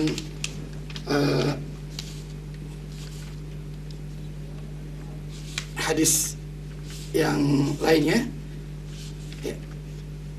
Sebetulnya semua beliau rinci penjelasannya dan pendoifannya, ya, dari riwayat-riwayat yang dijadikannya tersebut, ya, yaitu dengan hadis-hadis doif yang berkenaan dengan tawasul. Di antaranya adalah hadis Sa'id Al-Khudri, ya, di mana di sini dijelaskan juga tentang masalah tadi, dan beliau katakan ada perawinya adalah Atiyah bin Sa'id Al-Aufa, ini adalah doif, lemah. Kemudian juga diperinteri lagi, insya Allah nanti akan saya kasihkan kepada beliau untuk beliau baca, barangkali bantahan Syekh Albani ini atau penjelasan Syekh Albani tentang syubhat-syubhat yang digunakan oleh orang-orang yang membolehkan tawasul dengan orang yang mati ini. Demikian, ya. Hadis-hadisnya semuanya ada di sini. Apa yang Buya Yahya tadi sampaikan pendalilannya, ya, berkenaan dengan orang yang mati tawasul sudah ada di dalam kitab ini, dan bagaimana bantahan Syekh Albani terhadapnya, penjelasannya. Dan alangkah indahnya kalau Buya juga turut membaca kitab ini. Nanti kita ketemu lagi di lain kesempatan, dan ada lagi kesempatan untuk berbicara. Masih ada tambahan. Masih ada tambahan, dokter. Iya. Silakan, Buya, barangkali mau berkata. Belum dijelaskan tentang hadis ini, sudah kita jelaskan, berarti belum tuntas, ya. Artinya kita sudah mendatangkan dalilnya, beliau minta dalil, artinya dalil ini harus diruntuhkan agar kita datangkan satu lagi dalil. Ustaz Tahara belum meruntuhkan dalil ini bukan, kita anggaplah Ustaz Tahara mengikuti Ustaz atau Syekh Albani, Kan pikir harus kita kembali kepada teks. Al-Albani adalah seandainya beliau mujtahid bisa salah, bisa ini. Dan itu adalah takwilan beliau mendatangkan hadis-hadis itu tidak sesuai dengan yang kita inginkan. Kita adalah kepada kitabullah sunnah Nabi Muhammad SAW. Kalau kami terus terang tidak berani seperti itu, kami juga nukil ulama. Sebetulnya kita tidak hanya Albani saja, Syekh Albani saja yang kita lihat. Yang lain yang mengatakan itu boleh itu juga lebih banyak dan lebih dulu dari Syekh Albani. Termasuk Ibnu Katsir sendiri tentang hadis yang kita sebut dikatakan sahih. Bahkan kemudian lebih dari itu Ibnu Katsir itu di mana? Lanjut dulu. bid'ah baik. Ya, lanjut Baik, dulu. kemudian kita datangkan juga hal yang lain, bukan saja itu. Ibnu Katsir itu meriwayatkan banyak hal yang sebetulnya gini saja. Itu bab tawasul dengan orang mati. Kalau seandainya ada orang datang ke kuburan, ini ada jawabannya karena ini ada. Kalau ada orang datang ke kuburan mengatakan, "Beri aku ya Rasulullah mintakan ampun kepada Allah." Itu kira-kira bagaimana hukumnya? Lebih parah mana dengan orang yang bertawasul dengan orang mati? Satu haraf barangkali kita minta. Iya, jelas tidak boleh. Tadi Jelas tidak boleh. Tidak boleh. Baik, meminta kali. Baik, sekarang kita pengen kalau begitu kalau tahqiq Ibnu Katsir orang besar karena kebetulan kita membawa juga Ibnu Katsir, kita nambah mau yang lainnya sebab kalau yang lainnya takut tidak beda. Takut tidak sama karena kalau tafsir yang lainnya kita juga membaca satu haraf kebetulan baca kitab yang namanya apa? Ibnu Katsir, tafsirnya Ibnu Katsir. Barangkali bisa dilihat di dalam masalah ayat Al-Quran yang berbunyi Ada. Yang ada itu lengkap itu. Fotokopian itu. Ustaz. Ya. Nggak, kita ingat sebuah hadis. Apa ya? Sebuah hadis Nabi Sallallahu Alaihi Wasallam yang berbunyi bahwa tentang ayat law annahum idzalamu anfusahum ja'uka fastaghfirullaha wastaghfara lahumur rasul lawajadullaha tawwabar rahimah. Karena Ustaz Tahara kebetulan juga ngajar tafsir kami dengan tafsir ini. Ibnu Hajar itu Ibnu Katsir itu tentunya kalau sesuatu itu adalah tidak benar, beliau harus ngasih ta'liq. Ta'liq itu apa? Komentar bahwasanya itu adalah tidak benar. Barangkali ayat itu ayat An-Nisa 56. An-Nisa 56 bisa dilihat. Ibnu Katsir adalah muridnya Ibnu Taimiyah. 56 ya. An-Nisa 56. Iya. Bagaimana anunya? An-Nisa Ya sudah ketemu. kita pengen Al-Nisa 56. Ini adalah takafur bi ayati safar. Kayaknya Al-Anfal. An-Nisa juz apa? ayatnya bukan ini. Bukan yang tadi dibacakan, Boy. Enggak. Kita ingin menunjukkan hujah yang lain. Oh, hujah yang lain. Boleh. Hujah yang lain, Boleh. hujah dari ulama. Karena panjenengan mendatangkan Iya. Albani, kita ingin mendatangkan yang lain. Kita ingin juz berapa? Juz 3 ya, juz 2 ya. 56 ayat An-Nisa 56. An-Nisa 56. Baik, di situ disebutkan 64, bukan 56. 64. Baik. Walau annahum idzalamu anfusahum ja'uka fastaghfirullaha wastaghfar lahum rasul wajadullah tawwabar rahimah. Barangkali langsung kita ke Oh ini ya. baik. Nah. Walau annahum idzalamu anfusahum ja'uka fastaghfirullaha wastaghfar lahum rasul wajadullah tawwabar rahimah. Yurshidu ta'ala al-usaf wal mudrimin idza waqa'a minhumul khata' wal 'isyan ayyatu ila rasul. Ini petunjuk bahasanya orang yang melakukan kemaksiatan akan datang kepada Nabi Muhammad SAW. Fa yastaghfirullah indahu, minta ampun kepada Allah di hadapan Nabi Muhammad SAW. Wa yas'alu ayyastaghfirahum, dan minta kepada Nabi Muhammad agar memintakan ampun kepada mereka yang berbuat salah. Fa innahum idza fa'alu dzalika, kalau mereka melakukannya demikian, taballahu alaihim, Allah akan mengampuni mereka. Wa rahimahum, dan Allah memberikan kasih sayang mereka. Sampai lawajhu tawwabur rahimah. Faqad dzakara jama'atun minhum Asy-Syaikh Abu Nasr ibn Sabbah. Ini adalah riwayat, dan beliau mengatakan fi kitab Syamil Hikayah Al-Masyhurah, sebuah kisah yang masyhur. Kisah yang masyhur itu menunjukkan sudah kejadiannya di mana-mana seperti itu. Baik. Dan kalau memang ini adalah batil harus dikritisi. Kenapa dimasukkan dalam tafsir ini? Kenapa tidak mengkritisi Ibnu Katsir? Karena sudah biasa orang melakukan yang demikian itu. Kuntu jalisan 'inda qabrin Nabi. Aku duduk di depan kubur Nabi Muhammad. Faja'a Arabiyyun, lalu datang seorang badui, orang awam. Faqala, berkata, "Assalamu alayka ya Rasulullah, salam sejahtera kepadamu ya Rasulullah. Sami'tullah yaqul, aku mendengar Allah yaqul walau annahum idzalamu anfusahum," sampai akhir ayat. Qad ji'tuka mustaghfiran lidambi. Aku datang kepadamu ya Rasulullah. Aku datang kepadamu ya Rasulullah mustaghfiran untuk meminta ampun lidambi, mustashfi'an bika, minta syafaat denganmu ila Rabbi. Kemudian membacakan ya khaira man tufinat bil qa'i a'dhamuhu fataba man tibuhunnal qa'u wal akamu nafsil fida'u sampai akhir. Tumban saraf al-arabi faqalabatni aini fara'aitun nabi fin naum faqala ya utba al-haq al-arabi fabasyarahu anna Allah qad ghafara lahu. Ini artinya datang ke Nabi Muhammad bukan saja sekedar mengingat kematian, dan ini tanpa taklik, tanpa kalau memang ini syirik besar yang kita katakan itu keluar dari Islam, Masya Allah, Ibnu Katsir akan membiarkan yang demikian. Jadi perlu kita tidak cukup dengan tulisannya Albani, kita perlu kembali kepada ulama. Sejatinya kita hanya ingin sedikit luas saja, agar tidak sedikit-sedikit orang harus kita katakan masuk neraka, ini bid'ah, ini sesat. Jadi jelas. Belum lagi nanti apa tafsir ya dari yang lainnya. Yang meriwayatkan tafsir ini ada Imam Nawawi, Imam Ibnu Qudamah, kemudian Syekh Mansur Al-Bahuti. Ini meriwayatkan, ini ulama-ulama meriwayatkan kisah ini. Anggap saja ini bukan hadis Nabi, tapi kisah ini menunjukkan apa? Sandarannya apa? Kan begitu ya? Kisah dan beliau tidak ngasih taklik, ini tanggung jawab besar. Apakah kita akan mengatakan Ibnu Katsir juga termasuk orang yang ridho dengan kebatilan? Dan ini tanpa taklik. Baru ada cetakan-cetakan akhir dikasih taklik, dikasih komentar. Cetakan akhir, siapa kita ini? Sementara ini adalah menunjukkan pekerjaan yang sudah umum di kalangan ulama. Itu seorang datang ke Nabi Muhammad seperti itu. Lebih lagi tentang tawassul, hadisnya tadi sangat jelas. Jadi mohon kalau kisah Albani kita baca, akan tapi baca yang lainnya. Kita tidak bisa menafsir hadis sesuai dengan hawa. Kemudian kita harus membedakan tentang tawassul bid-du'a dengan doa bitawassul. Ini harus dibedakan.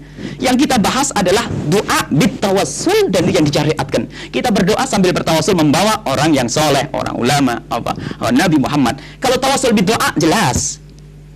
Tapi doa bitawassul dan yang diajarkan Nabi Muhammad, dan ini adalah orang yang sering begitu cepatnya mengatakan itu sesat, bid'ah dan sebagainya, sementara dalil seperti ini. Bahkan dalam riwayat ini dijelaskan ya, qad donantu nafsi wa ji'tuka tastaghfiruli. Aku datang kepadamu untuk kau mintakan ampun kepadaku.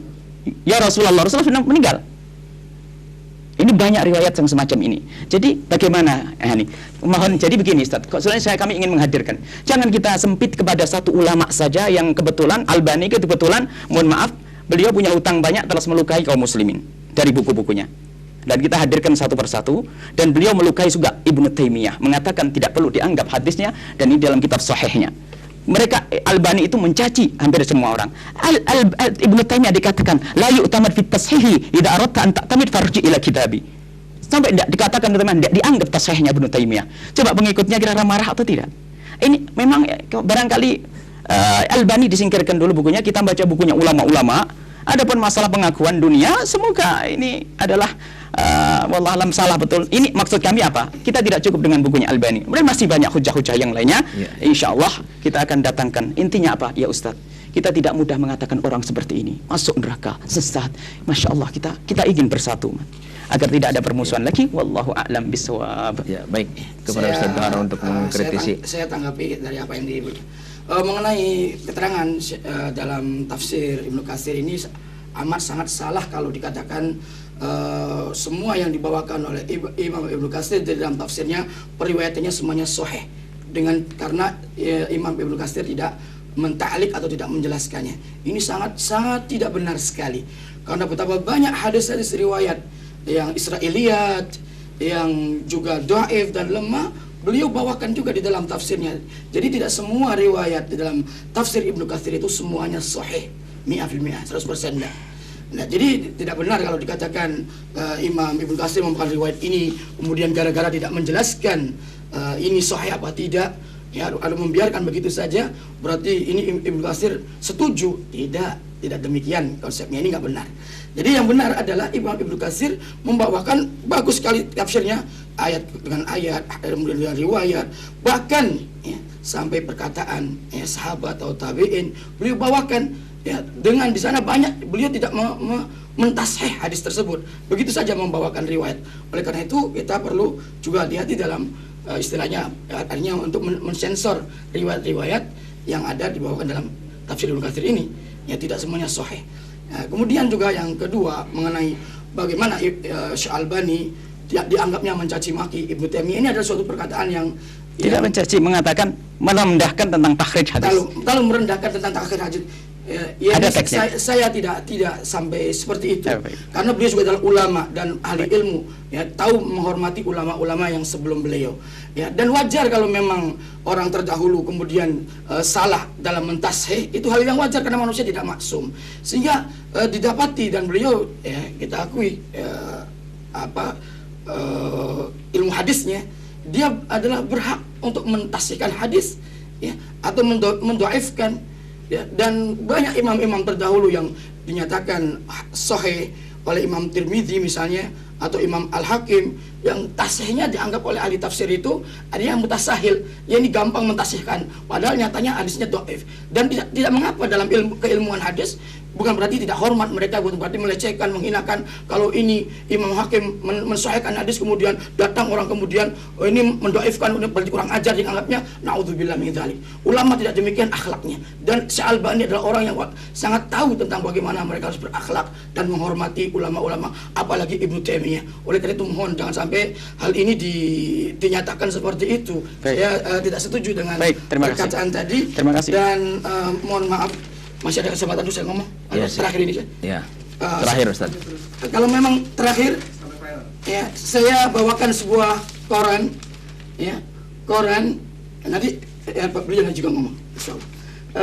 Koran dari Republika ini, halamannya B12, ya, terbitan hari Minggu tanggal 9 Mei 2010. Judulnya tentang mu'alaf. Ini menceritakan tentang seorang Yahudi yang masuk Islam. Ya, ini di sini biodatanya saya bacakan.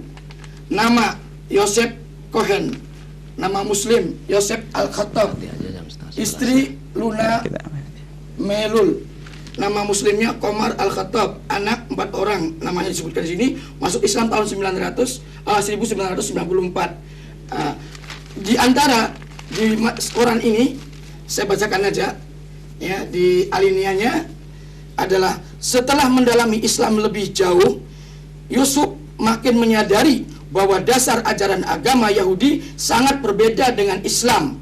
Perbedaan utamanya terletak pada masalah tauhid.